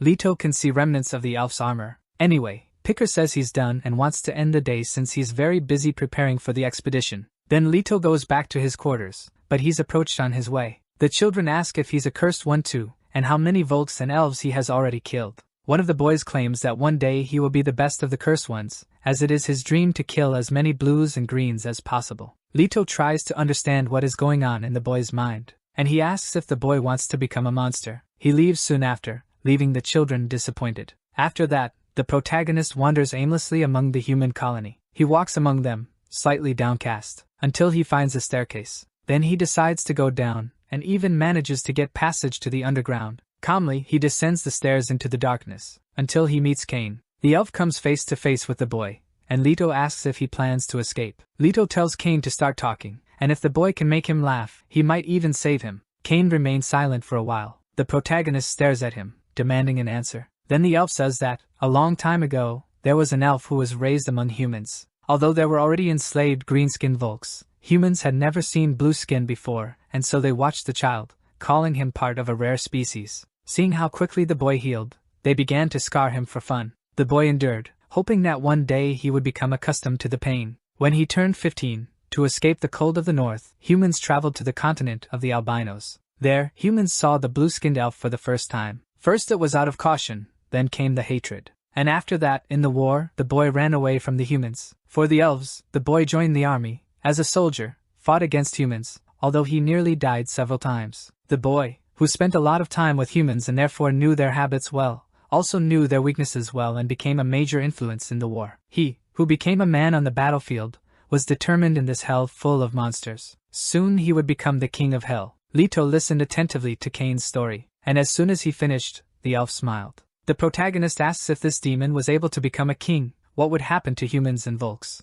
Cain responds that in this realm, people would not be divided by the color of their skin, only by who is strong and who is weak. Leto says that what Cain said was neither interesting nor funny. Then he throws into the cell what was left of the elf's armor, saying that this was the only piece left, and he can't do anything else if it doesn't work. However, Cain says that it is enough, and orders Charon to stand up, and to come to him at that very moment. Gradually, the piece of armor gets attached to the elf, and tells the master that he is hungry, because he doesn't have the strength. Leto extends his arm to him, ordering the armor to eat, so he does, eating the arm, and using it as strength to stand up. Cain asks Charon to release his power. He asks how much, and the elf says he wants it all. Our video ends here. If you enjoyed it, please like and subscribe to the channel. Until next time, bye bye.